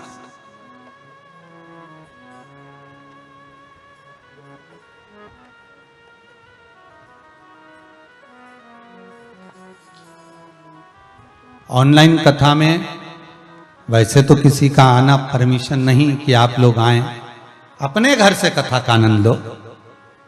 कुबेरेश्वर धाम आपको नहीं आना है, आप अपने घर पर बैठकर सुनिए, अनुष्ठान अपने घर में करिए, शिवलिंग का निर्माण करना है कल अपने घर में करिए, यहां नहीं आना है। आप अपने हृदय से, चित्त से। बीच में एक बार चंडीगढ़ का अग्रवाल परिवार जब ऑनलाइन कथा कराया, आप सबने श्रवण भी करिए, और उसमें वो फ्लाइट से यहाँ जब पहुंचे, वो इंदौर से फिर यहाँ जब आए, तो हमने कहा क्यों आए, किस लिए आए? कहे बस 2 दिन के लिए आए हैं, और आने का कारण केवल इतना है कि यहाँ कोई आया हो और उसकी थाली भी अगर हमको मिल जाए साफ करने के लिए तो जिंदगी। जिसका बेटा सीए, जिसका बेटा इंजीनियर, विदेश में सब कुछ अच्छा, खूब भगवान की कृपा, धन दौलत संपदा, वो के थोड़ी सी सेवा 2 दिन की। रघुवंशी परिवार आया, हमने सबसे पहले इनको एक ही बात कही, यहां अगर आए हो, कथा के यजमान बने हो, अपनी माता जी के साथ आप आए हो तो सेवा मूल, इस भूमि पर सेवा कर कर जाना, और उसका जो फल होगा वो शंकर क्या देता है कि अभी एक कथा के यजमान बने हो, भोलेनाथ चाहेगा तो ना जाने कितनी कथा के यजमान बना देगा। ये उसके ऊपर, यहां आयो सेवा का मूल तत्व है, मूल तत्व करो जी। 16 सोमवार की कथा कहती है, संकट सोमवार की कथा कहती है। रानी ने दासी से कहा, दासी ने लाकर पूजन का सामान रख दिया, दासी क्यों ना लाएगी, दासी है वो, कहोगे तो दुनिया का काम होगा। पहले भी कहा, आज फिर कहते हैं, 3 काम घर की बहू, घर की नारी को करना चाहिए। पहला, रोटी कोई बनाए, सब्जी आपको बनाना चाहिए, दाल भाजी आपको बनाना चाहिए। दूसरा, दूध की थैली आए, बोतल आए, या दूध का पैकेट आए, या बाजार का दूध देने वाला आए, सबसे पहले उसको हाथ में नारी को झेलना चाहिए। दूध हाथ झेले तो पूत पालना झेले, महाराज शास्त्र की रीति।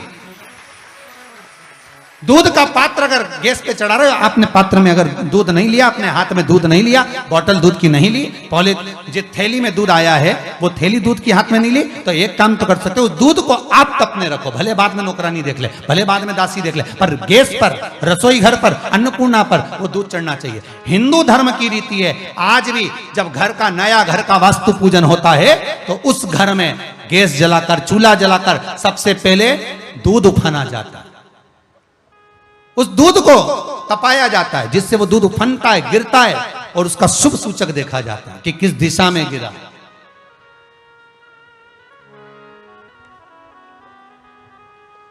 वो शुभ सूचक देखा जाता है। दूध पूत बढ़ाता है। तीसरा, जब पानी का मटका, हंडा, भले तुम्हारे घर में नल से पानी आ रहा हो, आरओ का पानी आ रहा हो, तुमने आरओ लगा रखा हो, और उसके नीचे एक छोटा सा हंडा, मटका, कुछ भी, छोटा सा घड़ा, कुछ भी रखना जरूर चाहिए। रसोई घर में भले इतना बड़ा हंडा रखो, मटका रखो, घड़ा रखो, कलश रखो, पर रखना जरूर चाहिए। क्यों? उसमें पितरों का स्थान होता है। तो घर में, रसोई घर में कभी परिवार में किचकिच नहीं होती, क्लेश नहीं होता।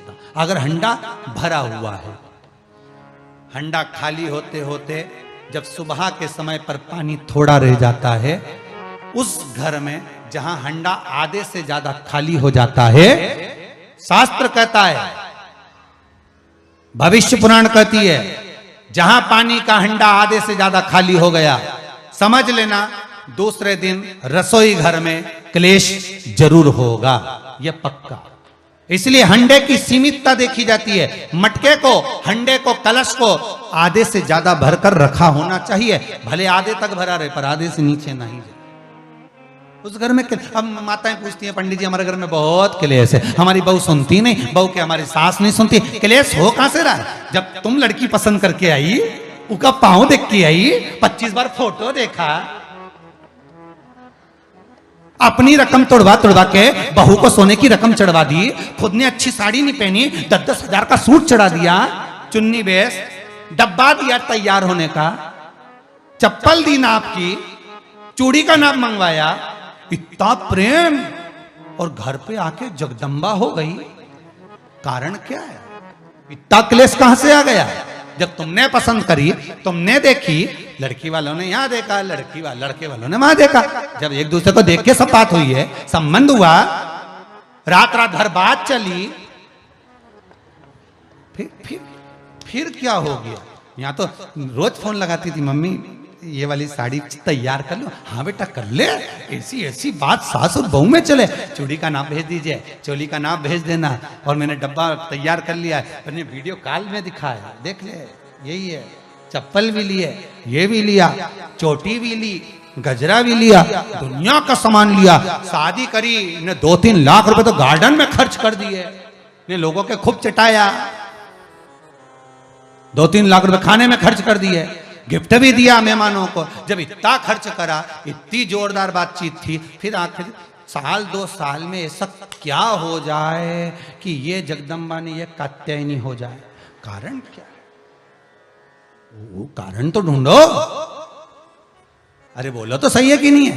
कारण तो ढूंढो कि कारण क्या है ऐसा, कि क्या कारण हो गया? अब दोष दे नहीं कि माँ ने सिखा दिया होगा, और वो दोष दे, तुम तो अपनी माँ के ही हो, हमारी तो सुनो ही नहीं। अब वो इधर दोष, वो उधर दोष दे, ये दोष देने से कुछ नहीं हो, अपने कर्मों का दोष देखो। ने जरूर झांक कर देखना कि सवेरे सवेरे कहीं हंडा खाली तो नहीं मिल रहा है, पूरा नीचे तक तो नहीं चले गया, आधे से नीचे तो नहीं हो गया। मतलब घर में दूसरे दिन क्लेश तो होना ही है, भले कटोरी के चक्कर में, पानी के चक्कर में, रसोई घर के चक्कर में, रोटी के चक्कर में, चाहे दिन भर में कभी भी होगा, पर 24 घंटे में क्लेश होगा, वो पक्का है।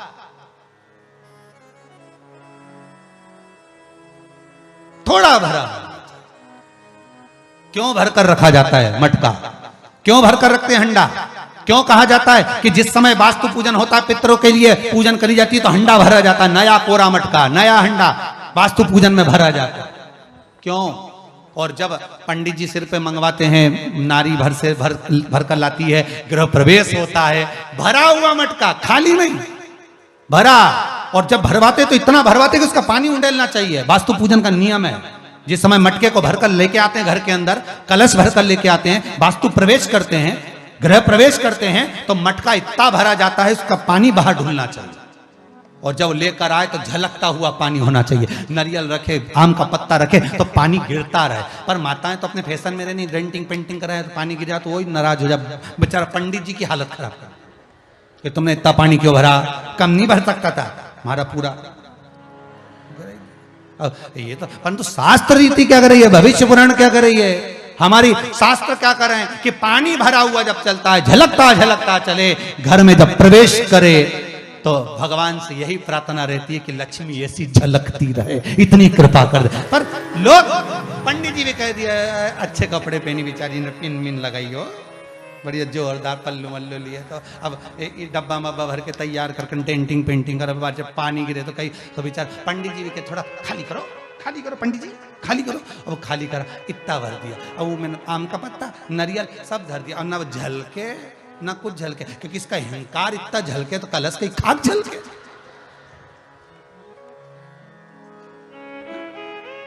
ये तो गृह प्रवेश कर रही तो अपने आप को ऐसी समझ रही कि महारा बराबर कोई नहीं बनाया,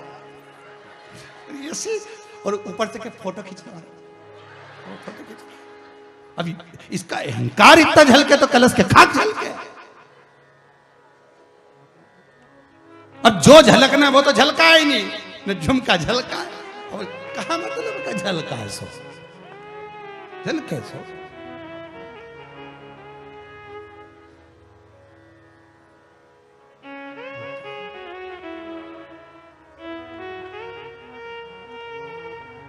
अब पंडित जी से कह रहे हमने तो वास्तु पूजन भी अच्छा कराया था, नहीं में नाग नागिन का जोड़ा भी धराया था, जब बना, जब सब कुछ करा, मकान भी अच्छा है। और कोई कह रहा है कि मकान का भी बुरा नहीं हुआ, दिक्कत ये हो गई कि वो जो करना है वो तो कर ही नहीं पाए न, बस वो जो झलकाना था वो नहीं झलकाना, दूसरी चीज झलक गई है।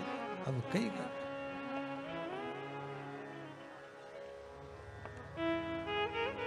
अब विचार करें, अब क्या करें, अब क्या करें।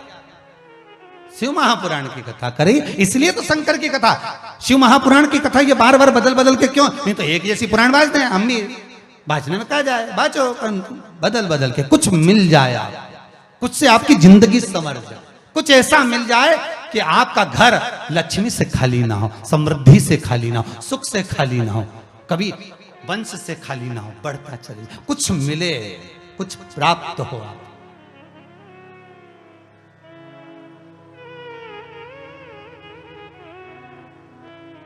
और कितनी प्रसन्नता है, पूरा विश्व शिव महापुराण की भक्ति में, शंकर के भजन में ऐसा डूबा हुआ है, ऐसा डूबा हुआ है, ऐसा डूबा हुआ है कि अब तो जितने चैनल को चालू करोगे, जितना महाराज चालू करोगे, सब शिव पुराण बाजता हुआ मिलेगा। ये शिव महापुराण की कृपा हुई है, ये समझ लो शंकर भगवान ने सब बदल दिया। जितना महाराज मिलेगा और जितना चैनल मिलेगा, सब में शिव पुराण, चाहे जीजीओन बाचे, चाहे कोई बात, चल बस यही तो चाह रहे थे, घर घर में भोले बाबा की जय होना चाहिए, जय होना चाहिए, घर घर में भोले बाबा की, घर घर में शंभो बाबा की जय होना चाहिए, जय होना चाहिए, जय होना चाहिए, जय होना चाहिए, जय होना चाहिए, जय होना चाहिए। राम अवतार लिया, रावण को मार दिया, राम अवतार लिया, रावण को मार दिया, राम ने अवतार लिया, रावण को मार दिया, राम ने अवतार लिया, रावण को मार दिया। वो रावण मारन हारे की, वो रावण मारन वाले की जय होना चाहिए, जय होना चाहिए, जय होना चाहिए, जय होना चाहिए। घर घर में भोले बाबा की, घर घर में शंभू बाबा की जय होना चाहिए, जय होना चाहिए, जय होना चाहिए, जय होना चाहिए। जय हो।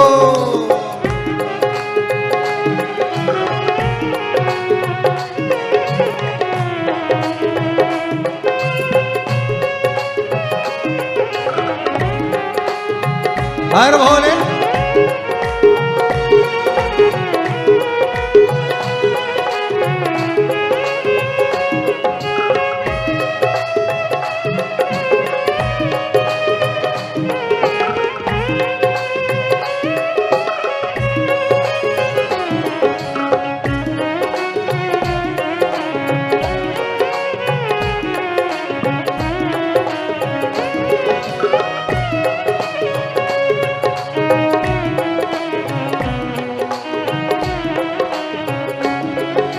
कृष्ण ने अवतार लिया, कंसा को मार दिया, कृष्ण ने अवतार लिया, कंसा को मार दिया, कृष्ण ने अवतार लिया, कंसा को मार दिया, कृष्ण ने अवतार लिया, कंसा को मार दिया। वो कंस मारण वाले की, वो कंस मारण वाले की जय होना चाहिए, जय होना चाहिए, जय होना चाहिए, जय होना चाहिए। घर घर में भोले बाबा की, घर घर में भोले, घर घर में शंभो बाबा की जय, घर में शंभो बाबा की जय होना चाहिए, जय होना चाहिए, जय होना चाहिए, जय होना चाहिए।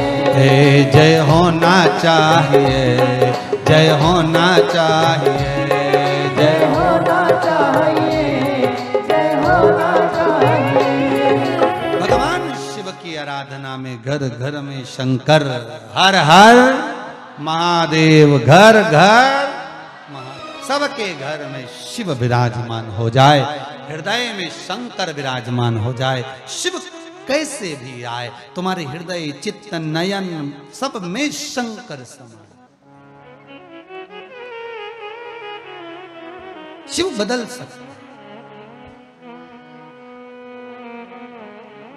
फिर वही बात आ गई, दुनिया रंग बदलती है, शंकर वक्त बदलता है, बदल देता। कब बदलेगा पता नहीं चला। नर्मदा मैया ने तप किया और मां नर्मदा जी ने तप किया और गंगा जी पंखा झेल रही हैं। फिर निवेदन करूंगा, अगर कहीं सत्संग हो रहा हो, अगर कहीं स्मरण हो रहा हो, कोई भगवान की भक्ति में डूबा है, आप बन सके तो सेवा करिए। क्या ला दूं मैं आपको, क्या दिया जाए ला के?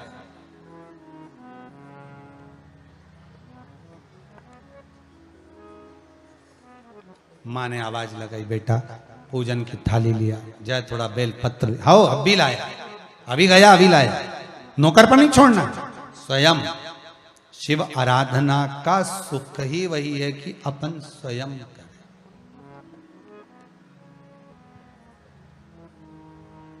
शंभो शरणे पड़ी मांगू घड़ी रे घड़ी दुख का,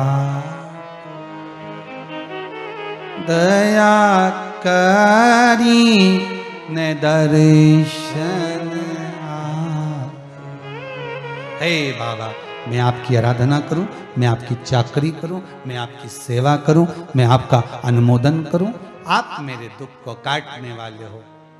कहते हैं शिव के लिए जरा सा कुछ सेवा का भाव जागृत होता है तो व्यक्ति का पूर्व का किया कर्म, बेकार से बेकार कर्म भी धीरे धीरे कटना प्रारंभ हो जाता है, अच्छा कर्म बढ़ता चला जाता है।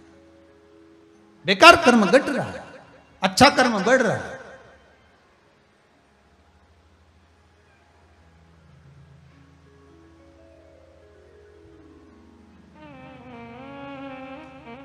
भजन भोले बाबा का करते रहोगे तो संसार सागर से तरते। अगर भजन किया, स्मरण किया, चाकरी की, नाम जाप करा, नाम स्मरण करा, कुछ तो मिला, वो देगा, कम नहीं देता। आज कोई मिला था भैया, एक मिले थे, कहीं आए थे, जजमान की कोई परिचित थे, वो कह रहे थे गुरुदेव 60 लाख का कर्जा था, 1 रुपया भी नहीं दिया। बाबा ने ऐसी चाकरी सेवा करवाई, सब चूक गए। वो देने वाला जब देता है छप्पर फाड़ कर देता है, बस निवेदन है उसका प्रयोग, उसका उपयोग सावधान। बैठा होगा कहीं, बैठा, ये बैठा, खड़े होते हैं, खुश होकर आए। 60 लाख का कर्जा था, बाबा ने सब चुकवा दिया। इतनी शिव की भक्ति करी, शंकर क्या ना दे दे साहब, शिव कैसे करुणा ना कर दे, आपका विश्वास होना चाहिए। बैठिए, शिव कैसे ना करुणा कर, दिल से करो आराधना, दिल से सुनता है मेरा बाबा। वासुकी नाग इतना भोला है, इतना भोला है कि शंकर का नाम ही भोला रखना पड़ा। अपने आप को भोला कहने लगे शिव कि इस नाग को मैंने अपने पास रखा। वासुकी नाग कितना भोला था कि शंकर का नाम बदल दिया उसने, भोला संबोधन हो गया। उसका भोला तत्व देखिए वासुकी नाग। ये जितने यहाँ नर्मदा जी आराधना करो, गंगा मैया पर पंखा झेल रही है, पंखा, और पंखा लेकर नहीं आई, अपना पल्लू का पंखा झेल रही है, पल्लू का।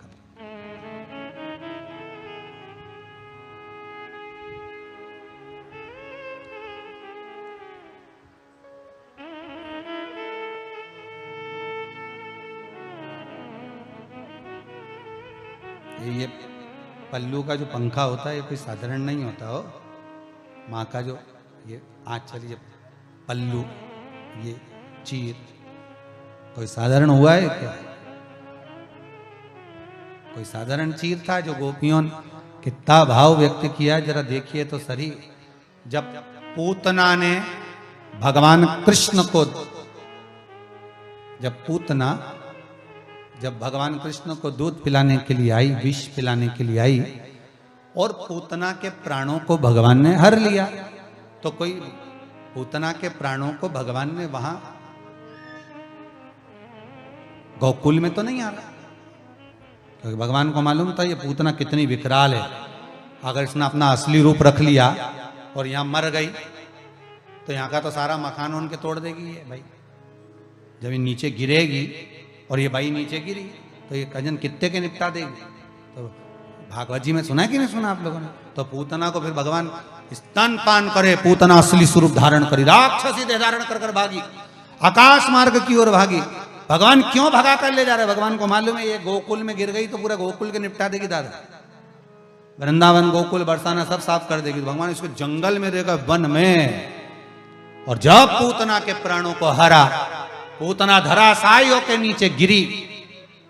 इतनी विकराल थी पूतना, आगरा में गला गिरा था, हाथरस में हाथ गिरा था, अलीगढ़ में छाती गिरी थी पूतना की। इतनी विकराल थी पूतना। बहुत अच्छा हुआ एक आध बार नेन कटर से नेन काट के आनी फेंका, नहीं तो ये मालूम पड़े सबके साफ कर जाती हैं।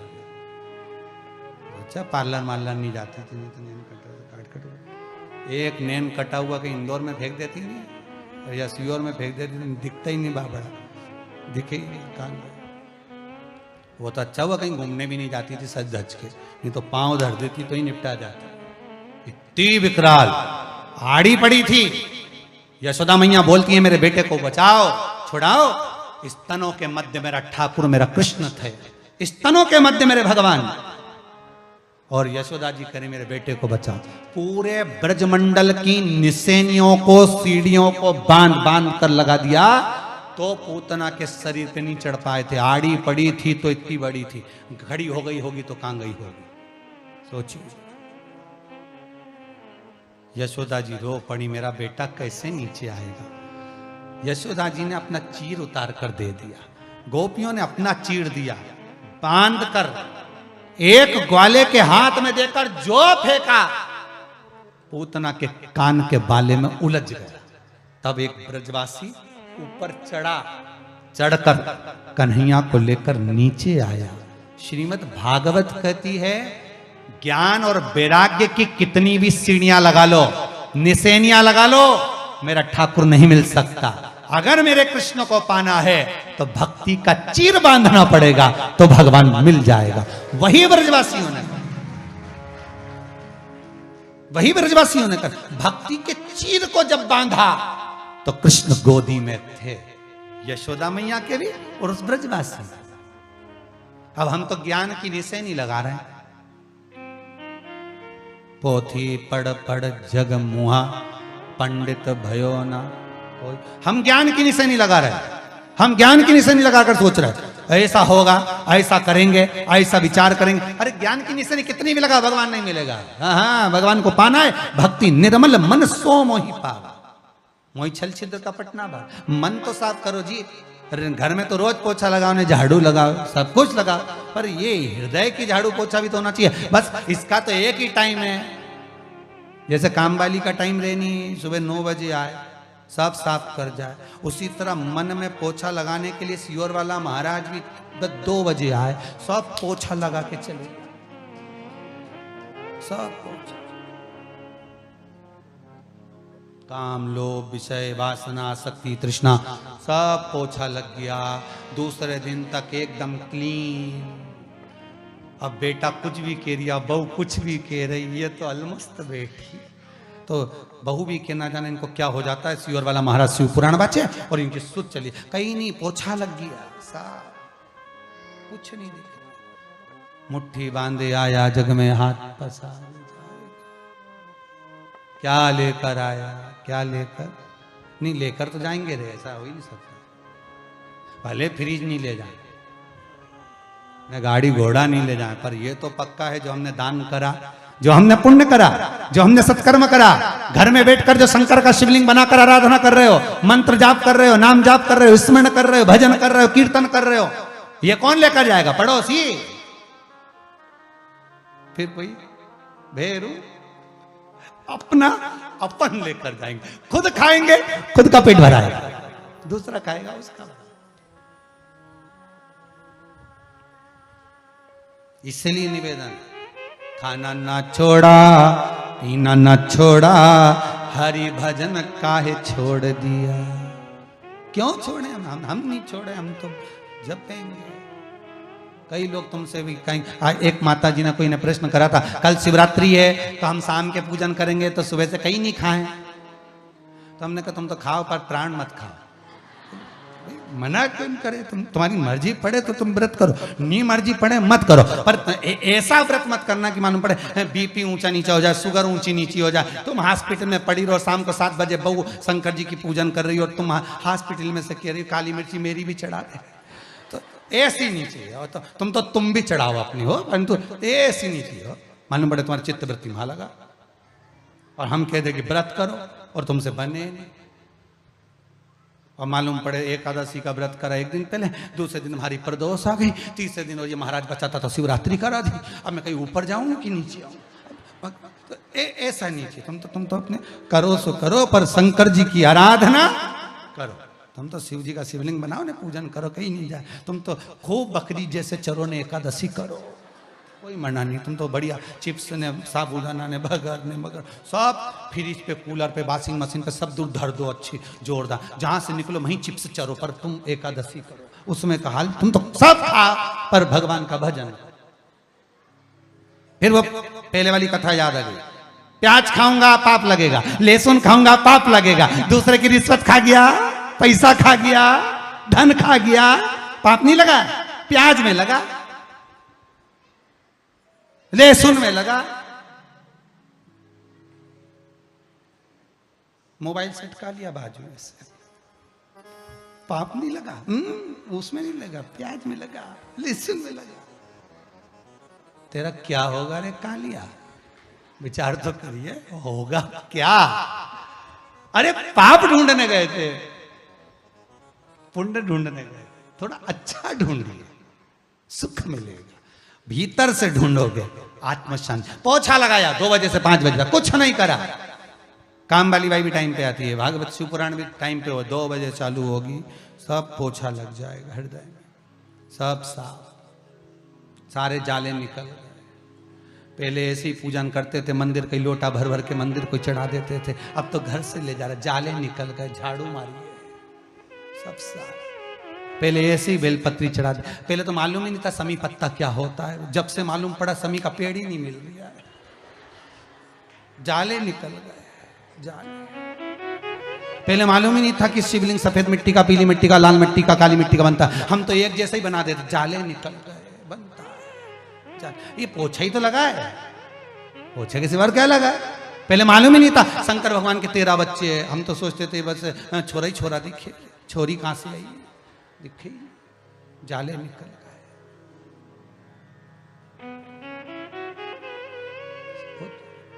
सफाई तो करना पड़ेगी, देखो बहुत जरूरी है। जाला पड़ी जाए नहीं तो अच्छा नहीं लगे हो, घर का भी अच्छा नहीं दिखेगा, जाला पड़ी थी तो घर का अच्छा नहीं लगे, तो यहाँ हृदय में जाला पड़ी तो हृदय का अच्छा लगे। भगवान भी तो उसी घर में, कमरे में मेहमान को रखना जो कमरा साफ हो। ऐसा अटाला का कमरा में मेहमान के दर्द में बापड़ा की नींद ही नहीं आया, आधी रात के वो तो बेल बजा के कहाँ पटक दिया रे, अच्छा कमरा तो देते पर नींद नहीं आया, क्योंकि जाला पड़ा, कचरा इतना पड़ा। उसी तरह इस मन में कचरा पड़ा रहेगा, जाला पड़ा रहेगा, और तुम सोचो भगवान मेरे हृदय में आए, भगवान मेरे दिल में आए, भगवान मेरे मन में आए। भगवान सोचे ये कचरा कम घर में कौन जाए, इनमें काम, लोभ, वासना, आसक्ति, तृष्णा सब भरी, ने झूठ, ने प्रपंच, ने छल, ने बेईमानी सब भरा पड़ा। भगवान ने जैसे जाए एक आध बार शिव पुराण में बैठी जाने, कचरा सब साफ करें, मैं आके बैठ जाऊँ तेरे हृदय में। और जिस दिन से शंकर जी हृदय में आके बैठा नहीं, बस उस दिन से समझ में आ गया कचरा सब साफ है, शंकर जी भीतर, निकलने कोई तैयार नहीं। 2 बजे जैसी कथा चालू, अभी 1-2 दिन नहीं आई नहीं तो लोगों की बेचैनी बढ़ गई, कचरा ही इकट्ठा हो रहा था। इनने सोचा ना जाने पोछे वाला कब आएगा,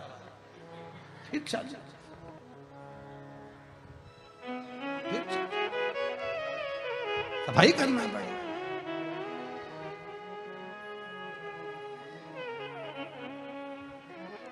अब नर्मदा जी ने तप साधना, गंगा जी ने पंखा झेला, प्रसन्न थी मां नर्मदा। अब भाव गंगा का प्रसन्न था, क्योंकि सेवा में लगी हुई थी, सेवा नहीं छूटना चाहिए, सेवा में तल्लीन रहो, अग्रण्य। तब शिव प्रसन्न होकर सामने आ गए, मां नर्मदा तुम्हें क्या चाहिए? नर्मदा जी कहती हैं बस कृपा करो तो इतनी कर दो, मुझे गंगा के बराबर करो। शिव जी कहते हैं नर्मदा, ब्रह्मा जी ने कहा था ना कि गंगा एक ही है, नर्मदा भी एक ही रहेगी। तेरी बराबरी ना गंगा कर पाएगी और ना तू गंगा की बराबरी कर पाएगी। उसकी रज गौरी शंकर होगी तो नर्मदा तेरे जल का कंकर स्वयं ये शंकर होगा। तेरी बराबरी गंगा नहीं कर पाएगी, तेरी बराबरी गंगा नहीं कर सकती और ना तू गंगा की।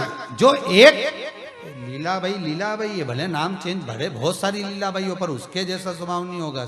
शांति बाई उसके जैसा स्वभाव नहीं, कमला, जिसका जो नाम होगा उसके अनुसार उसका गुण, उसके बराबर कोई नहीं होगा। बहू सोचे कि हम सास बन जाएं तो बनेगी, आईनी कल बनेगी, डुकरिया का जाने तो दे, बनेगी। ऐसा तो नहीं है कि नहीं बनेगी, और डुकरिया रहे तो भी बनेगी। पर अंतर इतना है कि तुम सोचो कि चाबी अभी मिल जाए तो इतनी जल्दी मिले क्या? और डुकरियाओं से निवेदन भी है, माताओं से बिल्कुल देना भी नहीं अपने आप इतनी जल्दी हो, अभी तो संभाल के रखो, बुढ़ापा है, कब जाना पड़ेगा। चाबी पड़ी भी रहेगी तो काम तो ही नहीं किया आएगी। कौन सा तुम दूसरे को दे जाओगी? किसी और वाला महाराज के दे जाओगी? कौन सी तुम दूसरे को? तुम्हारी और अब चाहिए भी नहीं सियोर वाला महाराज के। यहाँ तो कुबेर भंडारी बेटा, हमें कहीं करना उससे। यहाँ से दुनिया मांग के ले जाओ, ढेर पड़ जाए तो यहाँ कहीं मांगने की जरूरत। यहाँ तो कुबेर भंडारी बेटा, टेंशन नहीं। तुम तो तुम्हारी बहू की दे दो, बापड़ी के, कम से कम तुम्हारी सेवा तो करे, न छोरा छोरी की तो सेवा तो करे। पर चित्त वृत्ति कब? जब वो जाए तुम्हारा पद बढ़ जाएगा, अपने आप तुम उस पद पर पहुंच जाओगे, मना नहीं है। पर पद बढ़ने के पहले तुम्हें बहुत परीक्षा देना पड़ेगा। एक पत्थर की मूर्ति मंदिर के अंदर होती है, एक पत्थर मार्बल जमीन पे लगा होता है। मार्बल की मूर्ति मंदिर के अंदर गए हो ना, शंकर जी के मंदिर, पार्वती जी की मूर्ति काय की होती है? मार्बल की। गणेश जी की मूर्ति मार्बल की, और वो मंदिर में लगा, जमीन पे लगा क्या है? वो भी मार्बल। एक ही मार्बल, एक ही खदान का, एक ही दुकान का, बस अंतर इतना है। जब निकलने के बाद जब तरासा जा रहा था, उसको पीटा जा रहा था, ठोका जा रहा था, उसने जिसने कष्ट सहन कर लिया, घिसाई, कटाई, ठुकाई, जिसने सहन कर लिया, वो मंदिर में मूर्ति बनकर पूजा गया। जब दूसरे पत्थर को भी मूर्ति बना रहे थे, टूट गया, तो इनने का बीच बीच में से काट दो ने, पत्थर बना दो ने, जमीन पे लग गया। जिसने चोट को सहन करा वही मंदिर में पूजाया। जो चोट सहन नहीं कर पाया उस पे तो जूता रखाया है। चोट सहन करना सीखो, शब्दों को सहन करना सीखो, तानों को सहन करना सीखो, गालियों को सहन करना सीखो। घर के बुजुर्ग तुम्हें अपशब्द कहेंगे, सहन करना सीखिए। जितना सहन करोगे, ये सहन करना क्यों बता रहे हैं? क्योंकि तुम्हें तरास रहे हैं, तुम्हें बनाने का प्रयास कर रहे हैं। सास अगर पुछा रही है, सास अगर पुजा रही है तो उसको तरासा था उसकी सास ने, इसलिए पुजा गई। सास भी अपनी बहू को तरासती है, शब्दों के बाण कहती है, ताने देती है। तुम कितनी सहनशीलता रख सकते हो वो दिखाओ। और यहाँ तुम्हें जब पूरा तरास देगी तब उसको विश्वास हो जाएगा कि मेरे बाद अब ये संभाल लेगी। डुकरिया चैन की नींद जावे, चाबी तेरे लिए ही छोड़ जावे, अब संभालती रहे। तरास दिया उसने, अब तो माला चढ़ेगी, फूल चढ़ेगा, सब आएगा, तो धन दौलत संपदा सब आएगी। तरासेगी वो शब्दों के बाण कहकर, अपशब्द कहकर, ताने देकर। कई बहुएं कहती हैं, गुरुजी हमारी सास बहुत आड़ा टेढ़ा कहती, बहुत। बोल दो उसको कि एक बार मत बोले। थी एक सास बहू, बहुत झगड़ा करती थी। एक दिन सास एक पंडित जी के पास गई, गुरुजी मैं तो बड़ी तंग आ गई मेरी बहू से, कई करूं, मैं तो मर जाऊं। हमने कहा काय को मरे बहन, मरने की जरूरत क्या, मेरी बहू बहुत गाली दे। हमने कहा तू नहीं दे। तो हमने कहा तू कुछ भी नहीं बोले?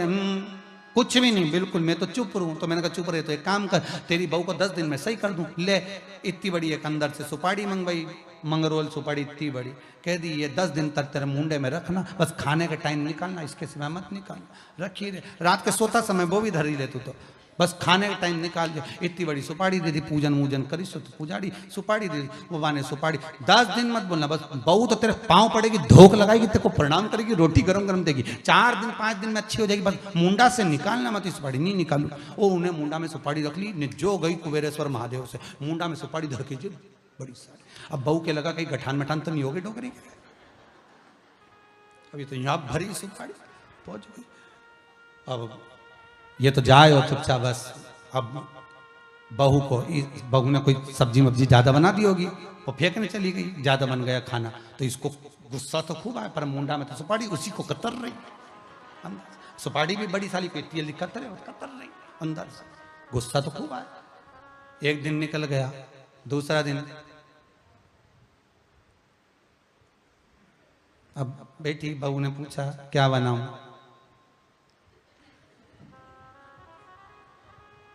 तो बोले उसने मन से बनाया आज इडली सांभर। अब डोकरी तो खाती नहीं थी इडली सांभर, इसे पसंद है, और उन्हें तो सब निपटा गई जोरदार। और सब बना के मम्मी के कमरे में लाके, इडली सांभर बनाया मम्मी, रखा है तुम्हारा, खा लो। अब सास ने बोला था खाए, जब ही मुंडा से निकाली, चल गई भूखे मारे से, खाना करे खाई। फिर मुंडा में सुपारी रख ली। 3 दिन 2 दिन तक बहू ने अपशब्द भी कहे, ताने भी दिए, बोली भी खूब बोली, पति को भी बोली, जो बोलना था बोला तो अब ये बोली तो कुछ नहीं, क्योंकि इसको गुस्सा है तो सुपारी कतर ले बस। 4 दिन निकल गए। बहू को लगा कि मेरी सास को बुरा लग गया कि मैं सवेरे लेट उठती हूँ 8:30 बजे तक, तो आज बेचारी सवेरे उठ गई 6:30 बजे। झाड़ू माड़ू लगा लोगों के, मम्मी के कमरे में जाकर देखा तो मम्मी तो सो रही थी, लेटी हुई। तो उठ के उसने, क्योंकि सास को मालूम है ये उठेगी 8:30 बजे तक, तो मैं 6:30 मैं क्यों जल्दी उठूँ, 7 बजे उठूँ। तो वो उठा के पोछा मोछा झाड़ू लगा लोगों के, और आज तो सवेरे ठाकुर जी की सेवा पूजन करके डोकरी के घर में कमरा में चाय ले गई। डुकरिया के मालूम पड़ा सियोर वाला महाराज ने जरूर कुछ करा। अब इनके कहीं मालूम कि सुपारी मुंडा में, चुप क्या बोले, रखिए। सास को लगा काम कर गई सुपारी, बहू सुधर गई, चाय लिया इतना साल में नहीं लिया, झाड़ू भी लगा लिया, भुनसारा से उड़ गई सुबह से। दोनों के खुश, अब वो भी खुश ये भी खुश, दोनों खुश। निकलते निकलते 8 दिन निकल गए। अब तो बहू तेल लगा दे सास के लाव में, लगा दो मुंडा में सुपारी। अब तो मन में आ रहा है कि सुपारी निकाल के फेंक दूं, पर 10 दिन की है, दवाई तो पूरी रखना पड़ेगा।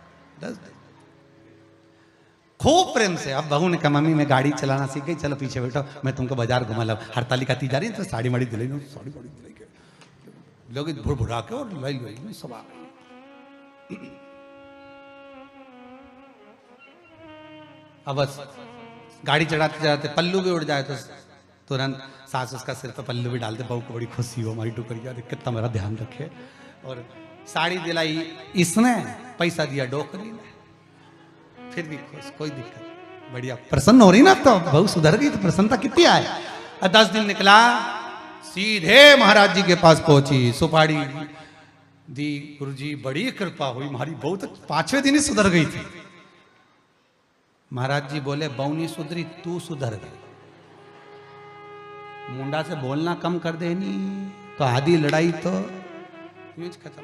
पर खाया बिना रह जाऊं, ये देखो मैं तो बोला ही नहीं, तुम पहले बोल दिए, बोला बिना नहीं। बात तो यही अड़ी नहीं, दिक्कत तो यही अड़ी है कि महाराज ही नहीं बोल पा रहे, तुम पहले खाया बिना रह जाऊं पर बोला बिना नहीं बोला। बोलने में तो लड़ाई है, बोले ही मत। क्या किसको रोइए, चादर तान के सोइए, आग लगे बस्ती में अपन रहो मस्त, चकाचक रहिए। किसके लिए रहोगे, किसके लिए कहोगे, मस्त। मैं तुझे गंगा नहीं बनाऊंगा, मैं तुझे नर्मदा ही रहने दूंगा।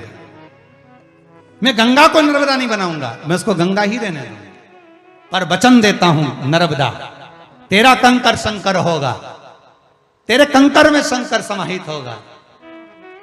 गंगा का स्नान, यमुना का पान, नर्मदा का दर्शन पुण्य प्रदान कर देगा। ये वचन देता हूं तेरे को। नर्मदा उतने में खुश हो, नर्मदा उतने में खुश प्रसन्न हो गई और आनंदित होकर चल दी। नर्मदा आनंदित होकर चल। ब्रह्मा जी ने पूछा नर्मदा कहां जा रही हो? नर्मदा जी कहती हैं आज मुझे वर मिल गया। ब्रह्मदेव जो आप नहीं दे पाए वो भगवान शिव ने दे दिया। अच्छा वर वही की वही था जो ब्रह्मा दे रहे थे, बस शंकर जी ने समझा, भोला समझा कर दिया, वासुकी नाग समझा कर दिया। वासुकी नाग को अगर आज भोलापन कितना था वासुकी नाग का कि माता ने, कद्रू देवी ने, माता ने अगर आज श्राप दे दिया तो चिंता में वासुकी नाग पड़ गए कि इनको बचाया कैसे जाए, इनको बचाने का तरीका क्या हो, इनको कैसे बचा सकते, किस तरह से बचा सकते। चित्त वृत्ति में कारण क्या हो सकता, कैसे बचाया जाए, क्या करा जाए।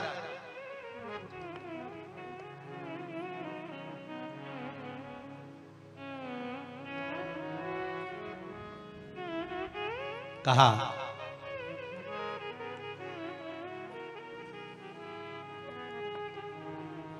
वासुकी नाग ने अपनी बहन से कहा, बहन मनसा सुनो, ए जरत्कारु सुनो, कुछ ऐसी कृपा करना जिस समय सर्पों की आहुतियां डल रही हो, जिस समय पर सर्पों की आहुतियां डाली जा रही हो, जन्मे जय सर्प यज्ञ कर रहे हो, तब कोई ऐसा हो जो इस सर्पों की आहुतियां को बचा ले। मैं माता को नहीं समझा सकता, पर कोई ऐसा हो जो सर्प आहुतियां बचा ले। ठीक है, आस्तिक मुनि को भेजा। कौन आए थे? और उन्होंने कह दिया ये यज्ञ बंद कर दो, तुम्हारे पिता बैकुंठ में है ना, तो फिर यज्ञ करने की जरूरत क्या है? फिर यज्ञ क्यों कर रहे हो? जब पिता बैकुंठ में है, गौलोक धाम में है, राजा परीक्षित अच्छी जगह पहुंच गए, तो फिर यज्ञ क्यों? आस्तिक मुनि ने यज्ञ बंद करवा दिया। भोला भगत, भोला व्यक्ति होता ही ऐसा, वो श्रेष्ठता प्रदान करने में कुछ अच्छा कर जाएगा, कुछ अच्छा। शिव महापुराण की कथा कहती है, देवराज नाम का ब्राह्मण शिव मंदिर में बैठकर भी ब्राह्मण होकर अपने तत्व से वंचित रह गया था। चोरी का धन लेकर जा रहा था, बेलपत्री की छाया पड़ते हुए स्थान पर उसने प्राणों को त्याग दिया था, तो भगवान शिव के धाम पहुंच गया था। उसको चोरी तत्व में उसकी चित्तवृत्ति थी, पर उसको यह नहीं मालूम था कि यह बेलपत्री का वृक्ष। कभी कभी अनायास देखो, जान कर कर गलती करो तो वो गलती माफ नहीं होती। भोलेपन में, अज्ञानता में, आपने पूर्व में जो गलतियां करी हैं कि हम ऐसा कर दिए, हो गया, गलती हो गई ना, शंकर जी के पास जाकर निवेदन करो, शिवलिंग को स्पर्श कर कर निवेदन करो कि गलती हमसे हुई। कल भी आप जब शिवलिंग का निर्माण करो, पूजन करो, अर्चना करो, विसर्जन करो, उस समय पर बाबा से विनती करना, बाबा कोई गलती हुई हो तो क्षमा जरूर करना, और ऐसी कृपा करना कि इस विश्व का कल्याण हो, मेरे घर में सुख समृद्धि वैभव धन सब सदा कृपा दृष्टि बनाकर ऐसी ऐसी कृपा बाबा से बारंबार करिएगा, बारंबार। Hello hello